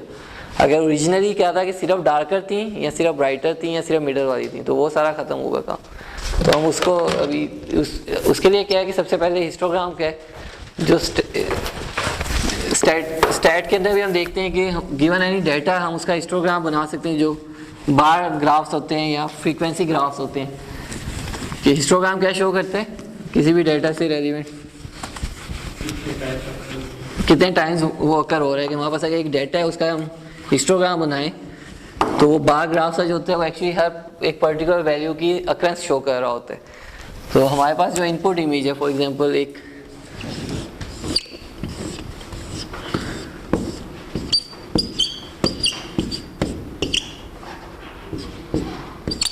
हम ये करते हैं कि हमारे पास जो इनपुट इमेज है वो 2 बिट्स पर पिक्सल है, 2 बिट्स पर पिक्सल है, तो उसकी रेंज जो है 0 से लेके 3 तक होगी। तो हमारे पास जो पॉसिबल वैल्यूज़ आ सकती हैं वो आ सकती हैं 0, 1, 2 एंड 3। ये तो अगर हमने इसका हिस्टोग्राम बनाना है तो एक्चुअली ये बता रहा है कि हर पॉसिबल इंटेंसिटी वैल्यू जो है कि अकर कितनी दफ़ा कर रही है इसके अंदर, तो हम काउंट करते हैं। 0 जो है 0 इस इमेज में 1 टाइम आया, 1 जो है 1, 2, 3 टाइम्स आया, 2 जो है 2, 1 एंड 2 टाइम्स आया, और 3 जो है वो 1, 2, 3 टाइम्स आ रहे हैं। तो जो हिस्टोग्राम है वो हमारे पास जो ग्रे लेवल्स हैं, जैसा ये आर ग्रे लेवल्स हैं, तो उसके अगेंस्ट उसकी फ्रीक्वेंसी शो कर रहा होता है कि अगर आर ग्रे लेवल्स हैं और हम कहते हैं कि आर ऑफ के जो है एक पर्टिकुलर ग्रे लेवल है कोई भी यहीं जो, तो यहाँ पे वाई एक्सिस पे हमारे पास एन ऑफ के आ रहा होता है कि हर ग्रे लेवल का कितना काउंट आ रहा है। अगर N total number of pixels थी तो एन ऑफ के उस पर्टिकुलर ग्रे लेवल का काउंट आता है हमारे। तो हिस्टोग्राम हमें ये शो करता है कि frequency of specific grey level, कि वो पूरे इमेज में कितनी दफ़ा अकर कर रहा है। तो इससे हमें क्या हेल्प मिल सकती है कि हम एक रफली इस तरह का आइडिया निकाल सकते हैं कि जो इमेज है उसमें मोस्टली लोअर वैल्यूज ज़्यादा आ रही हैं या हायर वैल्यूज ज़्यादा आ रही हैं, ठीक है, या उसमें मिडल वैल्यूज ज़्यादा आ रही हैं। तो इसको इन्हेंसमेंट में कैसे यूज़ किया जा सकता है, इस चीज़ को, हिस्टोग्राम को? अगर एक इमेज डार्क है और हम चाहते हैं उसको सही तरह हम देखें और वो ब्राइट हो, तो हमें पता चल जाएगा क्योंकि जो लोअर वैल्यूज हैं उनकी फ्रीक्वेंसी ज़्यादा हो, तो फिर हम उस पर फिर ट्रांसफॉर्मेशन अप्लाई करेंगे। वही चीज़ है कि अगर हमारे पास जो जिस तरह ये कह रहे हैं कि हम अगर ये जो है हिस्टोग्राम किसी एक तरफ को ज़्यादा या एक ही जगह पे ज़्यादा गैदर्ड हुई हैं वैल्यूज़, क्या इधर सारी की सारी डार्क वैल्यूज़ पड़ी हुई हैं, सारी की सारी ब्राइट पड़ी हुई हैं, या मिडल में पड़ी हुई हैं, इट मीन्स उसका जो कंट्रास्ट है वो लो कंट्रास्ट है। अगर मैं उसको डायनामिक रेंज के ऊपर एक्सपेंड कर देता हूँ तो उसका कंट्रास्ट इंप्रूव होगा। कुछ एग्जांपल्स अगर हम सिर्फ एक देखते हैं, इस पर वापस आते हैं सारा। यहाँ पे जो ऊपर वाला इमेज है वो लो कंट्रास्ट इमेज है, कि आपको ग्रेइश सा एक इमेज नज़र आ रहा है, इसका हिस्टोग्राम कैसा होगा? लोअर साइड पे लोअर वैल्यूज जो हैं उसमें हिस्टोग्राम की ज़्यादा मिलेंगे सर। नहीं, लोअर पे अगर होती है ना तो ये ब्लैक सा नज़र आता है। इंटरमीडिएट जो है इन बिटवीन जो दरमियान वाली रेंजेस हैं सारी की सारी वहाँ पे पड़ी हुई हैं, बिल्कुल। तो आपके पास जो हिस्टोग्राम होगा वो सारे का सारा गैदर हुआ है मिडल में, उसमें क्योंकि इसमें आपको बहुत ब्राइट नहीं नज़र आ रही वैल्यू और ना ही बहुत डार्क नज़र आ रही है, तो ना इधर इसमें लो वैल्यूज़ हैं और इसमें हायर वैल्यूज़ हैं, तो इसमें मिडल वैल्यूज़ पड़ी हुई। तो ये लो कंट्रास्ट क्यों है? क्योंकि वो सारे एक ही जगह पे गैदर हो गया। अब क्या है कि वेरिएशन तो है लेकिन वो वेरिएशन बहुत क्लोज वेरिएशन है, तो वो इतना क्लियर नहीं हो सकती। तो अगर हम इसको एक्सपेंड कर देते हैं पूरी रेंज पे, जैसे ये यहाँ पे ही किया है, तो जो आउटपुट होगी वो एक हाई कंट्रास्ट आउटपुट होगी, कि उसमें लो भी आ रही होंगी, उसमें हाई वैल्यूज़ भी आ रही होंगी, उसमें मिडल वैल्यूज़ भी आ रही होंगी। और अगर आप इसके मुकाबले में इसको कंपेयर करो, इसको देखो, तो ये जो हिस्टोग्राम है स्प्रेड हुआ है पूरा और ये काइंड ऑफ यूनिफॉर्म है। तो अभी हम देखेंगे जो हम एल्गोरिथम करेंगे उसकी मोटिवेशन भी ये है कि जो भी इनपुट आए अगर उसमें हिस्टोग्राम जो है वो यूनिफॉर्म नहीं है तो उसको यूनिफॉर्म करने की कोशिश करेगा। आइडियली क्या है कि सारे का सारा एक जैसा हो जाए, लेकिन वो आइडियल सिनेरियो है, उसको अप्रोच करने की वो कोशिश करेगा, लेकिन मोटिवेशन यही है कि उसको इस तरह फ्लैट कर दिया जाए जैसा यहाँ पे ही हो गया। वो अभी हम देखते हैं। हम ट्रांसफर अब यहाँ पे एक्चुअली ये हुआ है कि जो पहले हमने ट्रांसफॉर्मेशन किए वो कुछ मैथमेटिकल फंक्शंस थे, या हमने कुछ एम्पिरिकली एक्सपेरिमेंटली करके वहाँ पे कर्व्स बनाई थी जो थी। यहाँ पे हम क्या करेंगे, इनपुट इमेज से कुछ वैल्यू लेंगे, उसकी बेस पे एक ट्रांसफॉर्मेशन फंक्शन जनरेट करवाएंगे हम, और वो ट्रांसफॉर्मेशन फंक्शन प्योरली डिपेंड कर रहा होगा इनपुट इमेज पे। ठीक, तो उस पर वापस आते हैं हम जो हिस्टोग्राम कह रहे थे। हमने लास्ट टाइम एक काम किया था जो नॉर्मलाइजेशन वाला था, डाटा नॉर्मलाइजेशन हमने की थी। उसे हमने क्या किया था कि जब हम कोई भी अर्थमेटिक ऑपरेशन अप्लाई करते हैं तो वैल्यूज़ आइदर ओवरफ्लो कर जाती हैं या वो अंडरफ्लो करती हैं, कि वो 0 से नीचे चली गई या 255 या मैक्सिमम वैल्यू से ऊपर चली गई, तो हम उस डाटा को एक रेंज के अंदर लेके आते थे। तो वहाँ पे एक्चुअली हम, क्योंकि हम डाटा की सेंस में बात कर रहे थे, तो हमने उसको विजुअली नहीं देखा था। तो वही सेम काम अगर हम एक्चुअली कंट्रास्ट वाइज या इन्हेंसमेंट वाइज या उसकी इंटेंसिटी वाइज देखेंगे, तो हमने एक्चुअली क्या किया था कि हमने वो जो रेंज थी उस रेंज को, डाटा की रेंज को एक पर्टिकुलर रेंज के अंदर लेके आए थे। तो ये जो कंट्रास्ट हैचिंग है ये एग्जैक्टली वही चीज़ है जो हमने डाटा नॉर्मलाइजेशन की थी। उसका एक्सप्रेशन अगर याद हो कि हमने x माइनस एक्स मिन किया था और x मैक्स माइनस एक्स मिन, ठीक, और इनटू जो है जो मैक्सिमम लेवल था हमारा जो भी आता है L-1, हम क्योंकि L अभी हमने वहाँ पे यूज़ किया है, तो मैक्सिमम लेवल 255 होगा 8 के सिनेरियो में, तो ही आएगा। तो क्या था जब हमने डाटा के सेंस में बात की, तो हमने ये किया था कि आइदर वैल्यू लेस देन 0 है या वैल्यू ग्रेटर देन 0 है। तो जो न्यूमरेटर है वो मेक श्योर करता था कि उसको पुल करके 0 पे ले आए, और फिर राइट साइड पे क्या था कि आइदर वैल्यू मैक्सिमम से अबव चली गई है या वो मैक्सिमम से लोअर है। वो मेक श्योर करता था कि वो पहले ये एक्चुअली सारा 0 से 1 के दरमियान आ जाता है, फिर जब हम मैक्सिमम से करते हैं तो 0 से मैक्सिमम के दरमियान आता है। तो यहाँ पे अगर आप देखो, जब हम इन्हेंसमेंट इंप्रूव कर रहे हैं तो क्या हो रहा है कि आपके पास डाटा जो है वो स्प्रेड नहीं है, वो किसी एक जगह पे गैदर हुआ हुआ है इकट्ठा एक जगह पे, तो हम एक्चुअली इसको स्ट्रेच करना चाह रहे हैं। हम ये मेक श्योर करना चाह रहे हैं कि लोअर पॉइंट जो है वो लोएस्ट पे हो और हायर पॉइंट हाईएस्ट पे हो। तो हमने इसको पकड़ के स्ट्रेच कर दिया, तो उसको ये कंट्रास्ट स्ट्रेचिंग करते हैं। तो यही सेम एक्सप्रेशन जो है ये एक्चुअली कंट्रास्ट पे इंप्रूव कर रहा होता है। वैल्यूज लेस देन 0 थी, उसको भी वो 0 से लेके मैक्सिमम के लेके गया था, ग्रेटर देन मैक्सिमम थी उसको भी रेंज में आया था, इन बिटवीन कहीं पे रेंज में, तब भी उसको ये कर रहा होगा। तो सबसे बेसिक जो एक आता है हिस्टोग्राम बेस्ड इनहेंसमेंट का, वो कंट्रास्ट स्ट्रेचिंग आता है। तो हमने ये एक्सप्रेशन देखा था लास्ट में कि x माइनस एक्स मीन और x max minus x mean और मैक्सिमम लेवल से हम उसको मल्टीप्लाई कर रहे थे, ठीक है। तो अगर आप इधर भी देखो तो इसमें क्या हुआ है कि हमारे पास अगर एक स्पेसिफिक रेंज में था सिर्फ डेटा, पहले वो पूरी रेंज के ऊपर मैप हो गया, मिनिमम से मैक्सिमम पे जा रहे हैं। एक प्रॉब्लम होगी कि कोई एक अगर आउटलायर लाया करता तो ये मेथड फेल हो जाएगा। हाँ, वो क्योंकि स्केल हो रहा है, उसके मुकाबले में मैक्सिमम वैल्यू जो है, मैक्सिमम वैल्यू आपके आगे आ रही है, तो वो वाला बात बिल्कुल ठीक है। क्योंकि अगर मेरे पास एक इमेज था जिसमें मोस्टली वैल्यू लोअर साइड पे आ रही है और एक ऐसा पॉइंट आया जो कि नॉइजी है और वो लेट्स सपोज 250 है, तो मैक्स वैल्यू तो वो होगा ना, तो उसके साथ सारे स्केल हो जाएंगे।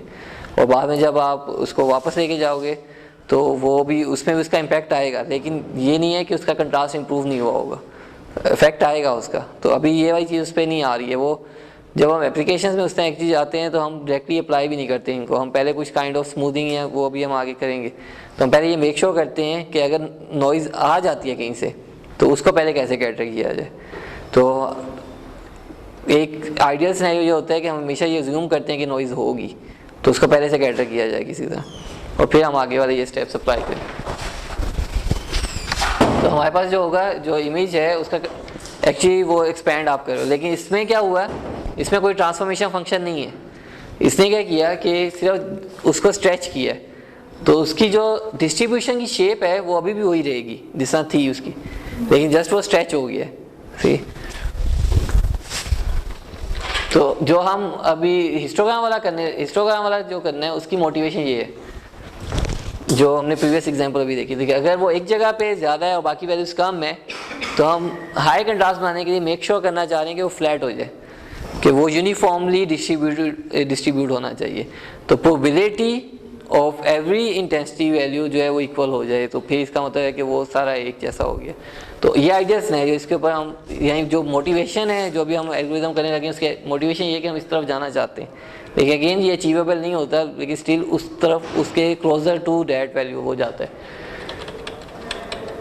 अच्छा, पहले हिस्टोग्राम को ही हम दोबारा देखते हैं जो हिस्टोग्राम वाला था कि फॉर एनी इमेज जो है उसका हिस्टोग्राम उसकी एक्रेंस शो कर रहे हैं, जो ग्रे लेवल्स आ रहे हैं वो ग्रे लेवल्स कितनी दफ़ा आकर कर रहे हैं। तो कोई भी इमेज है तो इमेज का हिस्टोग्राम एक स्पेसिफिक हिस्टोग्राम बनेगा, जैसे अभी हमने उसका किया कि वो इमेज है उसका हिस्टोग्राम आ गया एक। लेकिन अगर हमें हिस्टोग्राम गिवन है तो हम उससे ये नहीं एग्जैक्टली आइडेंटिफाई कर सकते कि ओरिजिनल इमेज क्या होगा, क्योंकि हिस्टोग्राम में पोजीशन नहीं है हमारे पास।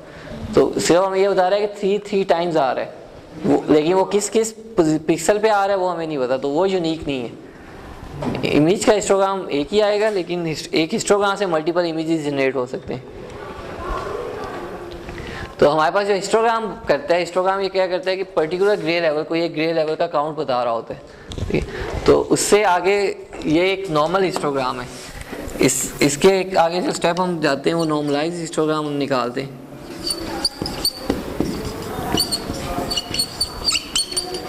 ये इसको PDF कहते हैं। तो ये क्या होता है कि हम NK को डिवाइड करते हैं N से, उससे हमारे पास हर ग्रे लेवल की प्रोबेबिलिटी आ जाती है। तो जैसे इसके अंदर टोटल नंबर ऑफ पिक्सल्स 9 थी, तो हम हर लेवल की अक्रेंस को 9 से डिवाइड कर देते हैं।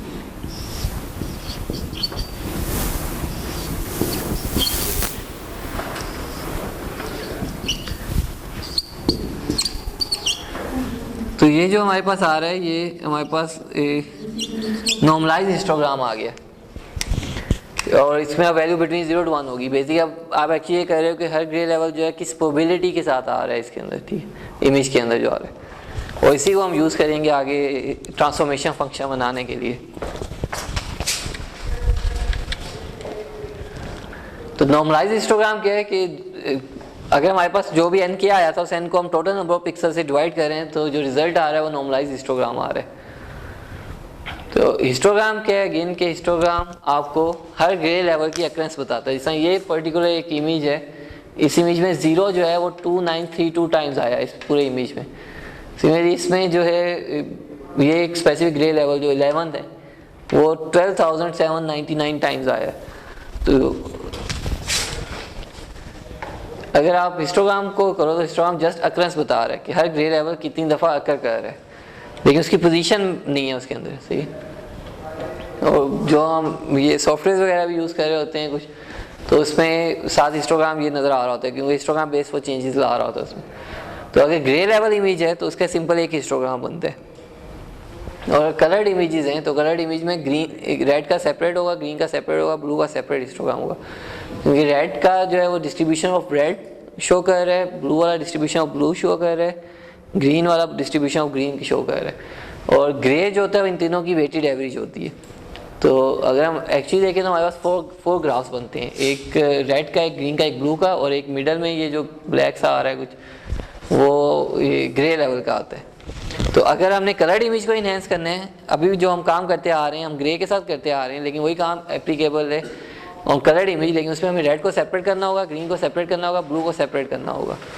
उन तीनों को करके फिर हम कैस्केड कर देते हैं दोबारा से, तो कलर्ड इमेज जो है वो इन्हेंस हो जाता है। जो वेटेज सर दे रहे हैं वो ग्रीन वाले को ज़्यादा दे रहे हैं? हाँ, ग्रीन को, क्योंकि ह्यूमन आई जो है ना वो ग्रीन के साथ ज़्यादा वो उसकी सेंसिटिविटी जो है ग्रीन के साथ ज़्यादा है, तो ग्रीन को ज़्यादा वेट देते हैं। और फिर देन रेड है और ब्लू है, तो red and blue almost similar ही होते हैं, लेकिन ग्रीन का थोड़ा सा उससे ज़्यादा है कि ये आप इसको इस तरह करेंगे 0.4 समथिंग ग्रीन को दिया हुआ है और फिर जो रिमेनिंग 6 वाला है उसको 0.3 और 0.3 ऐसा किया हुआ है।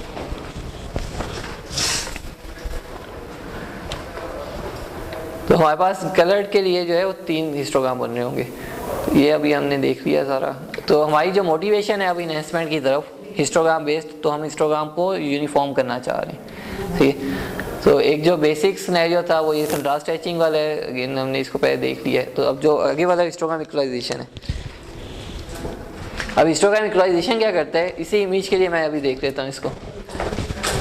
फॉर एनी पर्टिकुलर इमेज वो इसका हिस्टोग्राम बनाता है, हिस्टोग्राम से उसका PDF बनाता है, ठीक है। अब ट्रांसफॉर्मेशन फंक्शन कहाँ से आएगा, ये तो ट्रांसफॉर्मेशन फंक्शन नहीं है हमारे पास, ये तो जस्ट ये कह रहा है कि हर ग्रे लेवल अकर कितनी दफ़ा कर रहा है। तो जो ट्रांसफॉर्मेशन फंक्शन बनते हैं इन हिस्टोग्राम इक्वलाइजेशन, वो PDF से हम फिर CDF निकालते हैं, probability distribution function, density function, probability density function, और फिर उससे क्यूमुलेटिव डिस्ट्रीब्यूशन फंक्शन जो है CDF जो है। तो CDF इसका कैसे निकलेगा, जो फर्स्ट वैल्यू है वो ऐसा जा रही है आपके पास, फिर आप क्या कर रहे हो, इस जो ये वैल्यू आई है इसके अंदर नेक्स्ट प्रोबेबिलिटी को ऐड कर रहे हो, तो ये हो जाएगा 4/9। इस 4/9 में फिर नेक्स्ट को ऐड कर रहे हो 6/9, और इसमें फिर नेक्स्ट को ऐड कर रहे हो 9/9 1। तो CDF इज बिटवीन 0 to 1 के क्यूमुलेटिव डिस्ट्रीब्यूशन फंक्शन निकालो, आप सारी प्रोबेबिलिटीज को ऐड करते हुए जा रहे हो आगे तक ना। तो CDF क्या होता है कि किसी भी पॉइंट पे CDF की जो वैल्यू होती है एक्चुअली उससे प्रीवियस सारी प्रोबेबिलिटीज का सम होता है। तो यहाँ पे अगर 2 पे जो वैल्यू आएगी वो 0 से लेके 2 तक की प्रोबेबिलिटीज का सम होगा, 3 पे जो वैल्यू है वो 0 से लेके 3 तक की प्रोबेबिलिटीज का सम वो 1 होगा, क्योंकि सारी प्रोबेबिलिटीज को हम सम कर रहे हैं, ठीक। तो अब इसको हम एज अ CDF इसको as a transformation function use कर सकते हैं, लेकिन इसमें भी अभी इशू ये है कि ये बिटवीन 0 to 1 है, तो हमें इसको मल्टीप्लाई करना है जो मैक्सिमम ग्रे लेवल है। जिस तरह इसमें 3 था तो हम इस पूरे को 3 के साथ मल्टीप्लाई कर देते हैं।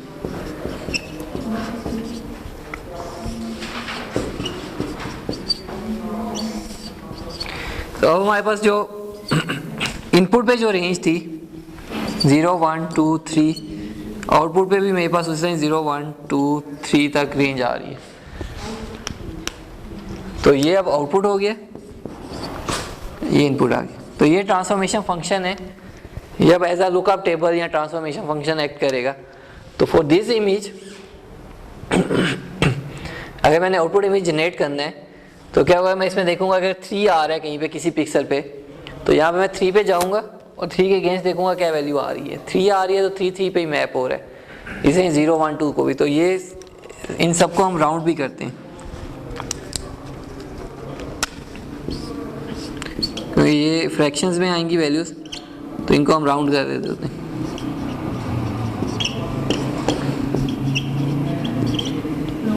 ठीक, तो ये सारे राउंड हो जाते हैं।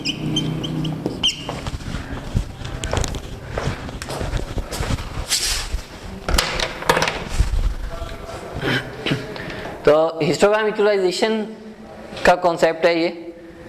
हिस्टोग्राम इक्वलाइजेशन, अगेन इक्वलाइजेशन का वर्ड यूज़ कर रहा है, तो इक्वलाइज करना चाह रहे हैं। जो हम कह रहे थे कि सारे को फ्लैट कर दिया जाए, नॉर्मलाइज एक जैसा हो जाए, इक्वल हो जाए। तो इसकी जो मोटिवेशन है वो ये है कि आफ्टर इन्हेंसमेंट जो हिस्टोग्राम बने वो कुछ इस तरह का है जो नीचे वाला है, लेकिन वो आइडियल सिनेरियो है, ठीक है। तो लेकिन ये ज़रूर होगा कि आफ्टर हिस्टोग्राम इक्वलाइजेशन एक तो स्प्रेड हो जाएगा, सेकेंडली वो स्प्रेड उस तरह का नहीं होगा जिस तरह कंट्रास्ट में हुआ था, उसमें शेप वही रही थी लेकिन स्ट्रेच किया था। यहाँ पे एक्चुअली उसकी बार्स भी कम होंगी, तो उसके काइंड ऑफ उसकी जो टॉप्स हैं वो फ्लैट होना स्टार्ट होंगी। जैसे अभी ये है कि इसमें टॉप वाला जो है वो एक लो कंट्रास्ट इमेज था, उसको जब आफ्टर हिस्टोग्राम इक्वलाइजेशन किया तो स्प्रेड हो गया, और कोई कहीं पे क्लियर कोई बहुत हाई है बहुत लो पीक्स नहीं है, ऑलमोस्ट सिमिलर पीक्स हैं वो सारी, सेम यहाँ पे इस तरह। तो अब हुआ कैसे है, ये सारा काम हो कैसे किस तरह रहा है कि अगर हम कहते हैं कि हमारे पास टोटल नंबर ऑफ पिक्सल्स जो हैं वो लेट्स सपोज ए है इमेज में, कि हर ग्रे लेवल कितनी दफ़ा अकर कर रहा है उसको सम करोगे तो टोटल पिक्सल्स आ जाएंगी, ए आ गई। और हमने ए यहीं टोटल आर सी यहीं जो पिक्सल्स टोटल जिसमें उसमें 9 पिक्सल्स थी, और हिस्टोग्राम की हर वैल्यू को जब आप ए से डिवाइड कर देते हो तो हमारे पास प्रोबेबिलिटी आ जाती है, जिसको हमने नॉर्मलाइज वहाँ पे किया पी ऑफ आर ऑफ के, और उसको ये प्रोबेबिलिटी डिस्ट्रीब्यूशन फंक्शन आ रहा है पीडीएफ जो आ रहा है कि आपके पास जो पीडीएफ होगा उसके अंदर वैल्यूज आएंगी बिटवीन 0 to 1, और हर ग्रे लेवल की वो प्रोबेबिलिटी शो कर रहा होगा, ठीक है। उससे हम क्यूमुलेटिव डिस्ट्रीब्यूशन फंक्शन निकाल सकते हैं, हम उनको सम कर सकते हैं। अब क्यूमुलेटिव डिस्ट्रीब्यूशन फंक्शन क्या होता है कि किसी भी ग्रे लेवल पे के अगेंस्ट जो वैल्यू आ रही है वो 0 से लेके उस ग्रे लेवल तक का सारा सम आता है। जैसे अगर मैं 1 पे निकालना चाह रहा हूँ कि CDF की वैल्यू क्या है, तो वो 0 से लेके 1 तक का सबका सम होगा, तो 1/9 प्लस 3/9 4/9 आया है सिमिलरली इसका। तो CDF जब निकल आया हमारे पास, तो अभी CDF को हम यूज़ करेंगे एज अ लुकअप टेबल आगे, लेकिन ये CDF जो है बिटवीन 0 to 1 है, तो हमें इसको मैक्सिमम ग्रे लेवल से मल्टीप्लाई करना है। तो CDF जो आएगा बिटवीन 0 to 1 आएगा, ये सबसे मिनिमम वाला है जो आइदर 0 होगा या वो जो सबसे पहले वाली की प्रोबेबिलिटी थी वो आएगी। जिस तरह इसमें सबसे पहले वाली की प्रोबेबिलिटी 1/9 थी, तो 1/9 से स्टार्ट हुआ है वो, और इसको हम as a lookup table use करेंगे जो CDF है, मैप करेंगे जिस तरह हमने ट्रांसफॉर्मेशन में किया है, एग्जैक्टली वैसे ही होगा। तो क्या हो रहा है कि हमारे पास PDF निकला पहले, PDF इज़ बिटवीन 0 to 1, और आपके पास हर एक की प्रोबेबिलिटी आ गई। उसको जब हम ऐड करते गए उससे हमारे पास ये CDF आया। अब CDF is again between 0 to 1, तो हम उसको मल्टीप्लाई कर देते हैं जो मैक्सिमम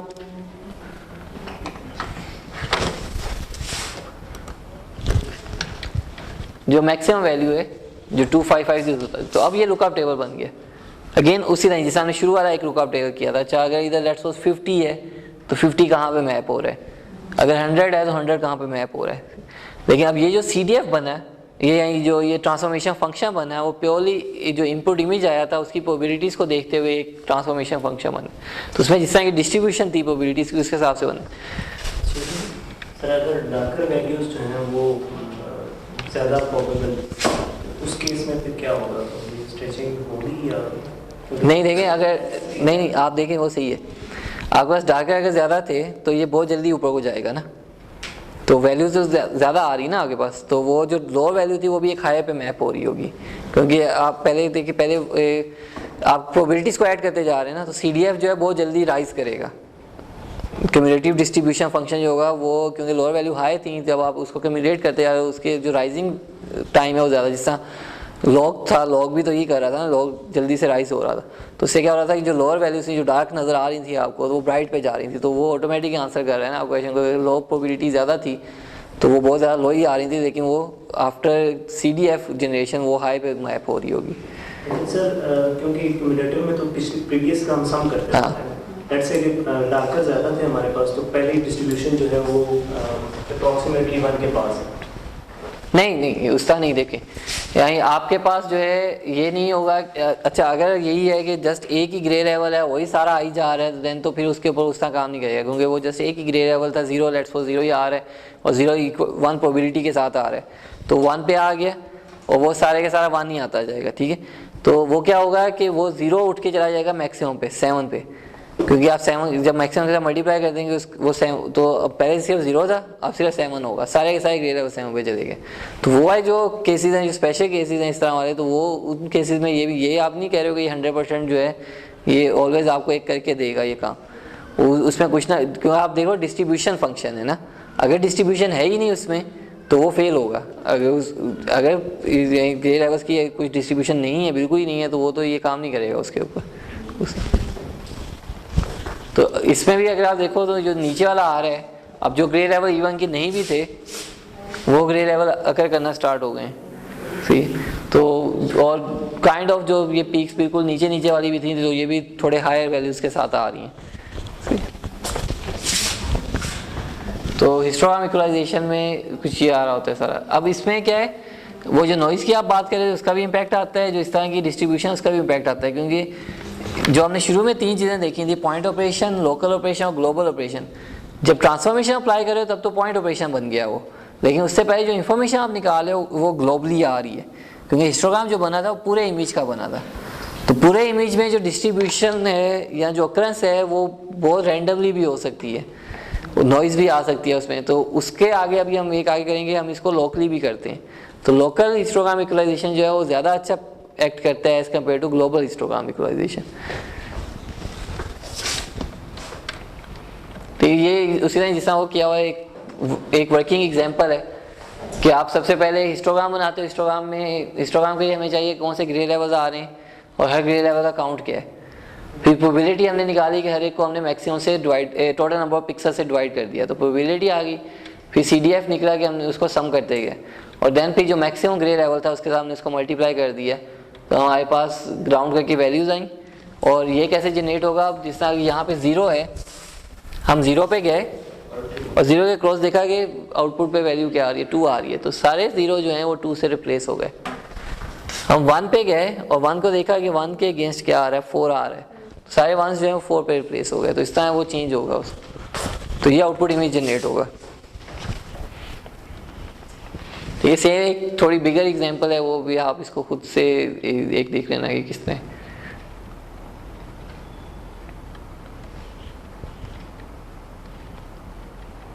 ये तो इक्वलाइज होके ही आ रहा है।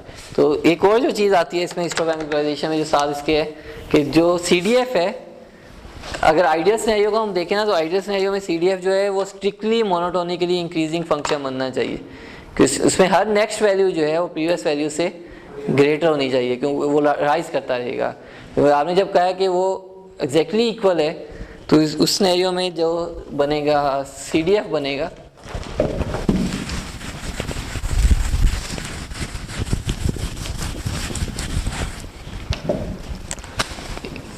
आइडियल सिनेरियो में हम ये चाह रहे हैं कि इक्वलाइज हुआ हो हिस्टोग्राम, यानी जो इसका PDF है काइंड, और इस PDF से जब CDF निकालोगे आप तो एक स्ट्रिक्टली मोनोटोनिक इंक्रीजिंग फंक्शन होगा, तो वो बिल्कुल ही एक एग्जैक्टली एक राइजिंग फंक्शन होगा। अब क्या है कि जब हिस्टोग्राम इक्वलाइजेशन हम कर रहे हैं तो हम ये कह रहे हैं कि वो इसको अप्रोच करने की कोशिश करते हैं, तो अगर PDF इसको अप्रोच कर रहा है तो एक्चुअली CDF भी इसको अप्रोच कर रहा होता है। तो वही काम यहाँ पे ये शो किया हुआ कि पहले जो ओरिजिनल था उसका अगर CDF आप देखो तो CDF में एड्रप्ट चेंज आ रही थी, वैसे जो अभी वाला CDF है वो काइंड ऑफ इस तरह का है जिस तरह ये लीनियर वाला एक बन रहा था।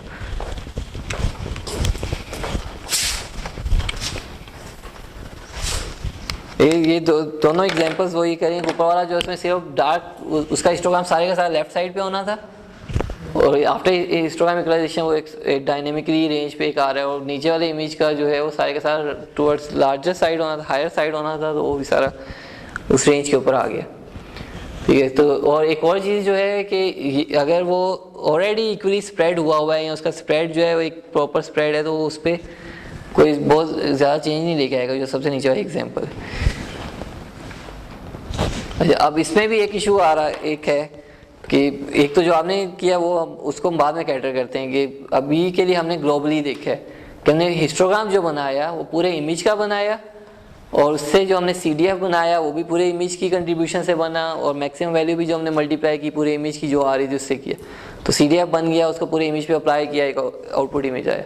उसकी बजाय हम उसको लोकली करेंगे, लोकली जो है वो रिलेटिवली बेटर रिजल्ट देता है एज कम्पेयर टू ग्लोबल वाला, उसको बाद में देखते हैं हम।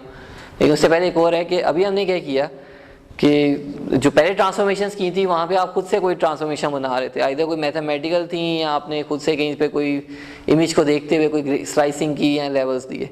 यहाँ पे क्या हुआ कि ये प्योरली डिपेंड करता है कि जो इनपुट इमेज आया उसके अंदर कैसी वैल्यूज़ थी, उसकी बेस पे CDF कैसा जनरेट हुआ, वो ट्रांसफॉर्मेशन फंक्शन बना और आ गया। अब उसी से आगे एक स्टेप जो आता है वो हिस्टोग्राम मैचिंग का आता है या हिस्टोग्राम स्पेसिफिकेशन का आता है। इसमें क्या है कि यूज़र खुद से भी स्पेसिफाई करता है कि मैं जो आउटकम चाहता हूँ वो इस तरह की पर्टिकुलर एक आउटकम चाहता हूँ, कि मैं ये चाहता हूँ कि जो आउटपुट इमेज जनरेट हो उसमें 0 जो है वो आए ही ना, और उसमें 1 जो है वो इतनी प्रोबेबिलिटी के साथ आए, 2 इतनी प्रोबेबिलिटी के साथ आए, 3 इतनी प्रोबेबिलिटी के साथ आए। लेकिन हम फ्री हैंड नहीं दे रहे यूज़र को कि ये, क्योंकि आपने तो ये कर लिया, लेकिन मे बी वो क्या करेगा, वो इमेज की पूरे की पूरी जो आपस में कोरिलेशन थी पिक्सेल्स की उसी को डिस्टर्ब कर देना।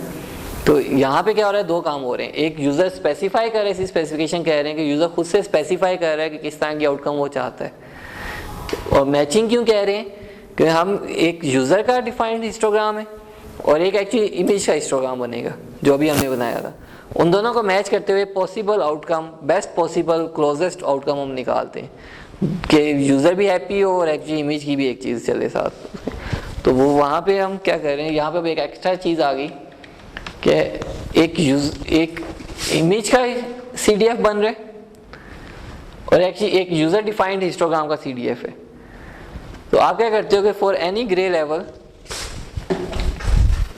जैसे ये एक RK है, इस ग्रे लेवल और CDF ने as a transformation function apply होना था, इस RK के अगेंस्ट आप एक वैल्यू निकाल रहे हो CDF की जो इमेज के CDF से आया, उसका क्लोजेस्ट मैच आप फाइंड आउट करते हो फ्रॉम यूज़र स्पेसिफाइड CDF से, ठीक है। और वो भी जिस वैल्यू पे आपको मैप कर रहे हैं आप वो वैल्यू कर, तो RK रिप्लेस होगा विद ZK, जहाँ पे आप एक्चुअली इमेज का हिस्टोग्राम का CDF और जो यूज़र डिफाइन CDF था उनको क्लोजेस्ट मैच करवा रहे हो, ठीक है। तो इसकी एक सिंपल सी एग्जांपल है,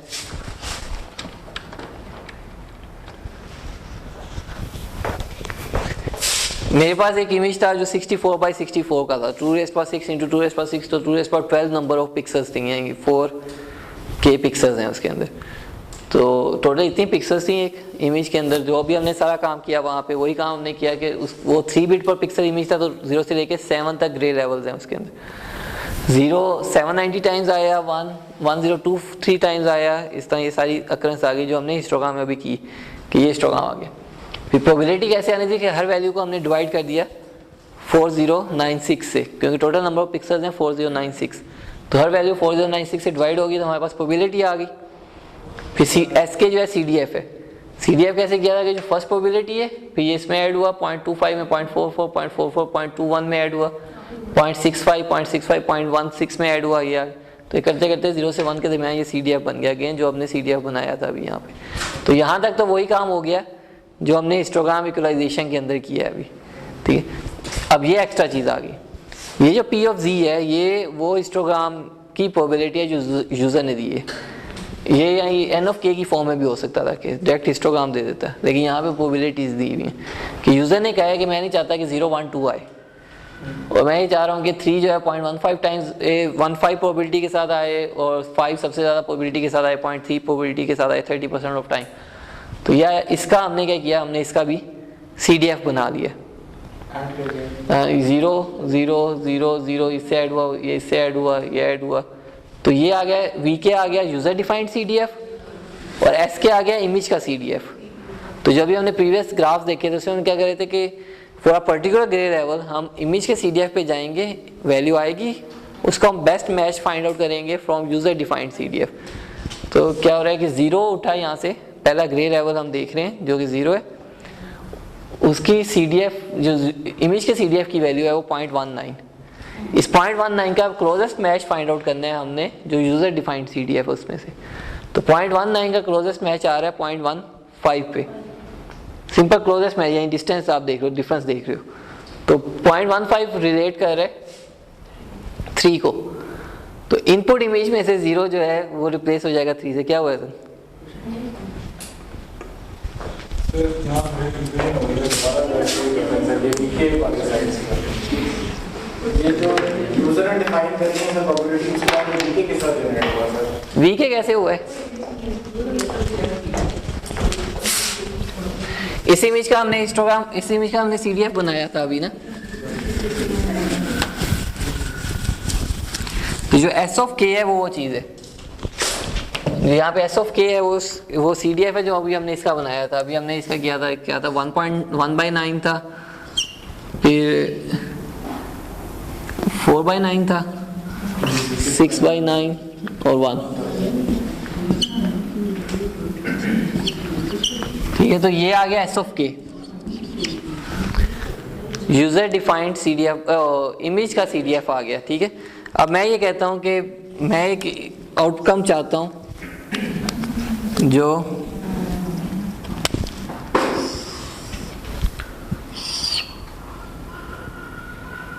जिसके अंदर लेट्स सपोज मैं कहता हूँ 0 हो ही ना, 1 आए 2/9 टाइम्स, 2 आए 5/9 टाइम्स,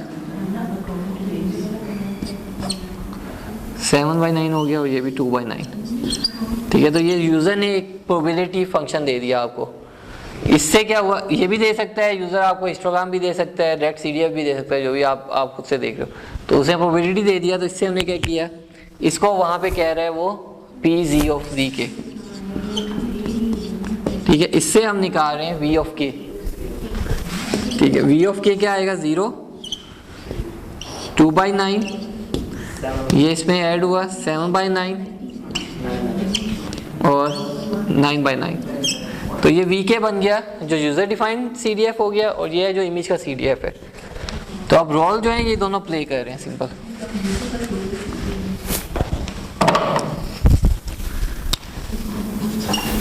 तो अब आप क्या कह रहे हो कि for any particular grey level, वैसे तो 1/1 करना है हमने सबके लिए, किसी भी एक पर्टिकुलर ग्रे लेवल पे गए, उसके अगेंस्ट देखा एस ऑफ के की क्या वैल्यू है, 4/9 है। इस 4/9 को हमने फाइंड आउट करना है, इधर से क्लोजेस्ट फाइंड आउट करना है। ठीक है, तो 4/9 का 2/9 आता है क्लोजेस्ट। ठीक है, तो उसके अगेंस्ट जो आउटपुट है वो 1 है, तो मीन्स जो इनपुट का 1 था। सर कि हम जो इमेज का आ रहा है 0.15 उसको देख, सॉरी जो यूजर डिफाइंड है उसको हम देख रहे हैं इमेज के साथ, और इमेज की जो वैल्यू है फिर उसको साथ रिप्लेस करें। सर 0.15 के अगेंस्ट उन्होंने 790 लिखा है, तो सर इसका मतलब ये होगा 0.15 that was closest to 0.19 and वो रिलेटिवली 790 पे आ रहा है, तो हमने 790 से रिप्लेस किया।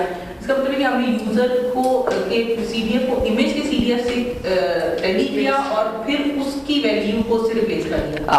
आपने पहले इमेज के सीडीएफ से ले रहे हो वैल्यू, इमेज के सीडीएफ की वैल्यू को आप यूजर के सीडीएफ से टैली कर रहे हो, और यूजर का सीडीएफ जिसके साथ टैली हुआ है उसके अगेंस्ट एक ग्रे लेवल है, वहां पे 3 ग्रे लेवल आ रहे हैं। नहीं, 0 को 3 से रिप्लेस किया। नहीं ना, तो 0 कितनी दफा आया था, 790 टाइम्स आया था इनपुट इमेज में, और अब आउटपुट इमेज में 790 टाइम्स आ रहा है, क्योंकि सारे के सारे जीरोस रिप्लेस हो गए हैं विद 3। जैसा यहाँ पे ये तो मैं आपको ये कह रहा हूँ, ये यूजर का आया, ये इमेज का था। आप फॉर एग्जांपल पहले इस पे आए 0 पे, 0 का सीडीएफ जो है इमेज का सीडीएफ आया 1/9, 1/9 का क्लोजेस्ट आप फाइंड आउट करोगे यहाँ पे। ठीक है, 1/9 का 0 वाला भी आ रहा है, 1/9 का 2/9 भी आ रहा है, तो आप उन दोनों में से कोई एक पिक करोगे। ये इस तरह केसेस भी आएंगे। वैसे नॉर्मली हम सीडीएफ में जब चल रहे होते हैं तो हम सीडीएफ में से टॉपर वाली वैल्यू उठाते हैं, क्योंकि वही चीज़ फिर रिपीट कई दफ़ा हो रही होती है कि आपके पास ये भी हो सकता है कि अगली जीरोस थी तो आपके पास 2/9 बार बार आ रहा है, क्योंकि सीडीएफ चेंज नहीं होता ना, अगर प्रोबेबिलिटी 0 आती है। तो जब मल्टीपल जगहों पे वो मैच हो रहा है एक जैसा, तो आप टॉप वाला पहले उठाते हो, जो पहले जो लोअर ग्रे लेवल है वो।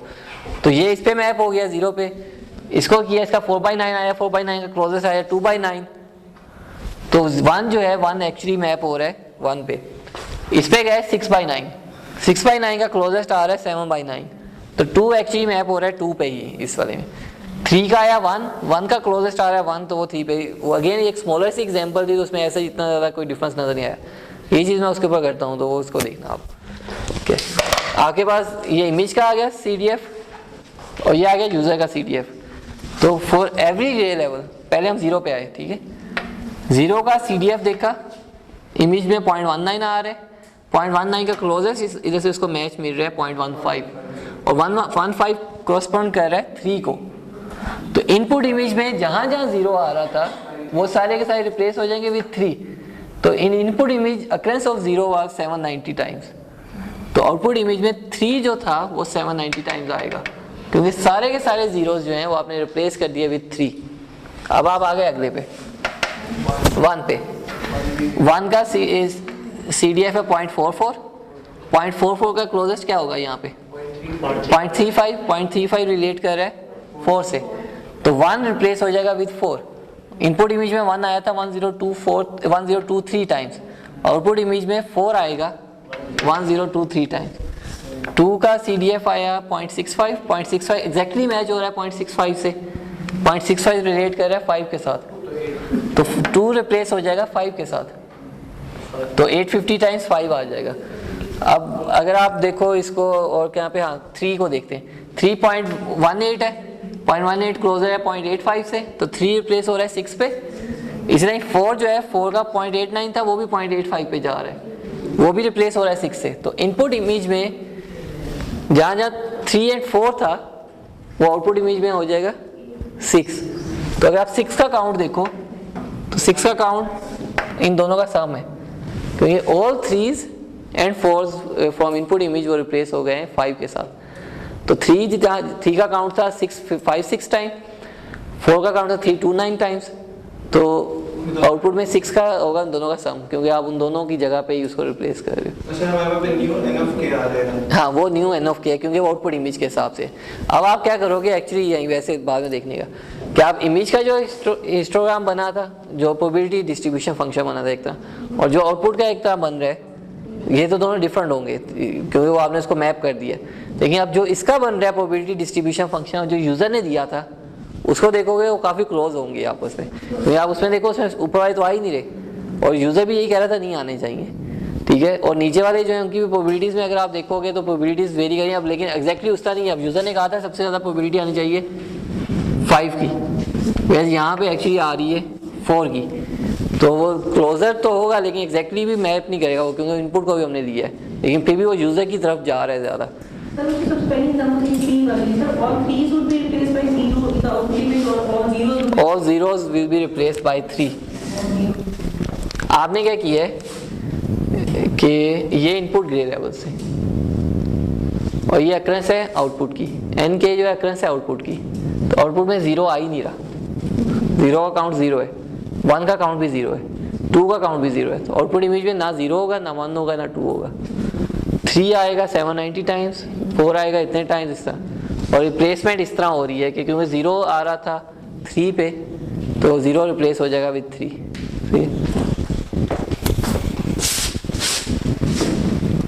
तो हिस्टोग्राम स्पेसिफिकेशन में काइंड ऑफ नहीं है कि आप उसको, अच्छा इस पर्टिकुलर एग्जांपल में किया हुआ है कि ये जो इमेज है इसके ऊपर सिंपल हिस्टोग्राम इक्वलाइजेशन की ना तो वॉश्ड आउट सा हो गया था, लेकिन जब उसको यूज़र डिफाइंड स्पेसिफाइड के साथ किया है तो जिस तरह उसने स्पेसिफाई किया था काइंड ऑफ थोड़ा सा उससे मैच करता हुआ आ रहा है। अब इशू आता है कि जितना भी हमने किया हिस्टोग्राम स्पेसिफिकेशन या हिस्टोग्राम मैचिंग इक्वलाइजेशन, वो दोनों हमने ग्लोबली किए, पूरे इमेज को लिया, पूरे इमेज का हिस्टोग्राम, पूरे इमेज का CDF प्रोबेबिलिटी फंक्शन बनाया, फिर CDF बनाया। तो अब उसमें क्या हो सकता है कि उसमें उसकी डिस्ट्रीब्यूशन वेरी कर सकती है कि आप जो आउटपुट बना रहे हो जिसमें आप उसको स्ट्रेच करना चाह रहे हो वो पूरे इमेज के हिसाब से करना चाह रहे हो। वैसे क्या हो सकता है कि कुछ पर्टिकुलर पैचेस ऐसे हो सकते हैं जो ऑलरेडी इनहेंस हों, आपको उसको तो छेड़ने की ज़रूरत ही नहीं थी। सिमिलरली कुछ ऐसे पैचेस हो सकते हैं जो एक्चुअली ज़्यादा डिस्टर्ब थे और उनके अंदर ज़्यादा इन्हेंसमेंट आपको चाहिए, तो लेकिन जब आप पूरे को देख रहे हो तो वो पूरे की CDF की बेस पे कर रहा है, तो वो जो सही वाले होंगे उनको भी डिस्टर्ब करेगा, और जो एक्चुअली ज़्यादा ख़राब थे जिनको सही होना चाहिए था वो मे भी उस तरह ना हो। तो आप क्या करते हो, आप इनपुट इमेज को डिफरेंट लेवल्स पे ब्रेक करते हो, जो लोकल ऑपरेशन लोकल प्रोसेसिंग थी। फॉर एग्जांपल मेरे पास एक इनपुट इमेज था 64 by 64 का, मैं इसके हिस्टोग्राम इसको इन्हेंस करना चाह रहा हूँ यूजिंग हिस्टोग्राम इक्वलाइजेशन, लेकिन मैं लोकल हिस्टोग्राम इक्वलाइजेशन करता हूँ। मैं इसको 16x16 के नॉन ओवरलैपिंग ब्लॉक्स में ब्रेक कर रहा हूँ। तो 16, 32 ये, तो इसके अंदर टोटल 16x16 के बन जाएंगे। 0 से लेके 15 तक एक है, 16 से ये आगे एक है, तो ये 16 का, फिर 16 का, फिर 16 का, 16 का। तो अगर आप देखो तो टोटल 16 ब्लॉक्स बनेंगे 16x16 के इसके अंदर, ये नॉन ओवरलैपिंग ब्लॉक्स हैं। तो हम क्या कर रहे हैं कि हम इसमें से फर्स्ट ब्लॉक पिक कर रहे हैं, ये फर्स्ट ब्लॉक पिक कर रहे हैं, इसको हम हिस्टोग्राम इक्वलाइजेशन को दे रहे हैं। अगर हम हिस्टोग्राम इक्वलाइजेशन कर रहे हैं, अगर हम हिस्टोग्राम स्पेसिफिकेशन करें तो उसके हिस्टोग्राम इक्वलाइजेशन को दे रहे हैं, वो इक्वलाइज करके आउटपुट इमेज पे इस पैच को रिप्लेस कर देगा। फिर आप सेकंड पैच पे जाओगे, थर्ड पैच पे जाओगे, तो कार आप हिस्टोग्राम इक्वलाइजेशन ही रहे हो, लेकिन उसको आप 16 टाइम्स रिपीट करोगे, और ये रिलेटिवली बहुत बेटर रिजल्ट देता है एज कम्पेयर टू ग्लोबल वाला। ग्लोबल वाले में नॉइस का भी इफेक्ट आ रहा है, ग्लोबल वाले में अगेन यही है कि अगर इतनी सारी पिक्सल्स हैं उसके अंदर डिस्ट्रीब्यूशन बहुत ज़्यादा डायनामिक डिस्ट्रीब्यूशन हो सकती है। तो आप जो CDF बनता है, CDF पूरे कोई इंकॉर्पोरेट कर रहा है, तो जिस आप भी एग्जांपल को कह रहे थे, अच्छा सारे जीरोस थे या सारे इस तरह थे, तो वो उससे क्या हो सकता है कि जो ज़्यादा मेजॉरिटी में आ रहा है वो CDF पे ज़्यादा इंपैक्ट कर रहा है, क्योंकि उसकी प्रोबेबिलिटी जब CDF में ऐड होती है ना, तो ट्रांसफॉर्मेशन फंक्शन के अंदर एक एडप्ट चेंज आता है। तो वो एडप्ट चेंज हम नहीं चाह रहे, हम तो चाह रहे थे ना ट्रांसफॉर्मेशन एक लीनियर सा हो, तो इस वाले में वो बेनिफिट है हमारे पास। तो अब लेकिन इस वाले में जो सेकंड चीज़ एक आई है वो ये है कि साइज़ ऑफ पैच क्या होगा, तो वो इंपेरिकल होगा, लेकिन उतनी ज़्यादा प्रोसेसिंग भी हो जाती है ना। और सेकेंडली ये है, एक तो प्रोसेसिंग इंक्रीज होती है, सेकेंडली ये कि उतना ज़्यादा आप जो आपस की कोरिलेशन है उसको भी डिस्टर्ब कर रहे हो, क्योंकि जब आप एक पैच ब्रेक कर रहे हो तो उस पैच को आप कर रहे हो ना, वो अगले वाले के साथ उसका लिंक ही नहीं है। यहाँ तो आप 50% ओवरलैपिंग के साथ स्लाइडिंग पैचेस बनाओ, नॉर्मली हम नॉन ओवरलैपिंग पैचेस करते हैं, वरना ये हो सकता था 16x16 का पैच है विथ 50% ऑफ ओवरलैपिंग, तो पहला 16x16 का होगा, फिर अगला 8 से शुरू होकर 16x16 होगा, अगला 16 से शुरू होकर 16x16 इस तरह चलेगा। तो वो फिर भी वो उसमें आपस की कोरिलेशन भी थोड़ी बहुत आएगी साथ से, तो वो दोनों चीज़ें आती हैं। तो ये इंपीरिकल सिलेक्शन हो जाती है कि आपकी एप्लीकेशन पे है या आप एक पर्टिकुलर इमेज जिसको कर रहे हो उसके हिसाब से क्या साइज़ आएगा। ये एग्जांपल एक की है, जो मिडल वाला इमेज आया हुआ है, मिडल वाला इमेज है फ्रॉम ग्लोबल HE से, और जो राइट वाला इमेज है वो फ्रॉम लोकल HE से आया है कि 7x7 का 7x7 का ब्लॉक लेके जब उसने नॉन ओवरलैपिंग ब्लॉक लेके HE किया तो ये आया। ठीक है, इससे आगे एक छोटी सी चीज़ है लेकिन उसको मैं ज़्यादा एम्फसाइज करना चाह रहा हूँ, तो हम उसको फिर बाद में करते हैं नेक्स्ट वाले में, फ्राइडे को। तो फ्राइडे को क्विज भी होगा, आज वैसे आज था लेकिन वो आज में ऐसे नहीं है क्योंकि ये मेकअप थी, तो फ्राइडे वाले दिन होगा क्विज, और ये वाला आज वाला नहीं इंक्लूड होगा, इससे पहले 2 में से होगा। और वो जो अभी मैंने पेज बना दिया हुआ है, आप उस पर जाओगे अगर जो है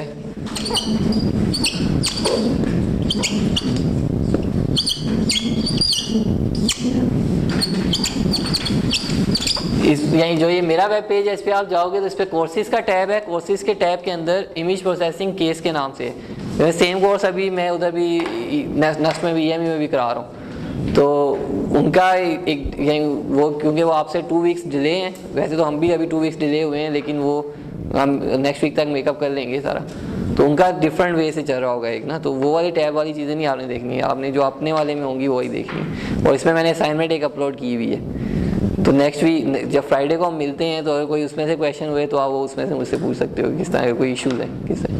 ठीक है, और आप लोगों ने मुझे जो है अपने प्रोजेक्ट्स के आइडियाज़ की जो मैंने कहा था, और आप 2-2 के ग्रुप्स बना सकते हो मैक्सिमम। ठीक है, तो 2-2 के आप ग्रुप्स बना सकते हो, और नेक्स्ट क्लास में फ्राइडे को हम वो भी डिस्कस करेंगे कि आप लोग खुद से सर्च करके आओ कि आप क्या करना चाह रहे हो। ये नहीं होगा कि आप टोटली मेरे ऊपर रिलाई करो ना, मैं इवेंचुअली मैं ही असाइन करूँगा, लेकिन मैं ये चाह रहा हूँ कि आप खुद से भी सर्च करो, क्योंकि जब आप सर्च करते हो वो उधर से भी आइडियाज़ आ जाते हैं अच्छे, तो वो भी मैं अलाउ कर दूँगा, चाहिए वाला कर लो। अदरवाइज़ अगर उसकी मुझे लगेगा कि उसमें कम्प्लेक्सिटी उतनी नहीं है तो मैं खुद से असाइन करूँगा उससे नेक्स्ट वीक। ठीक है।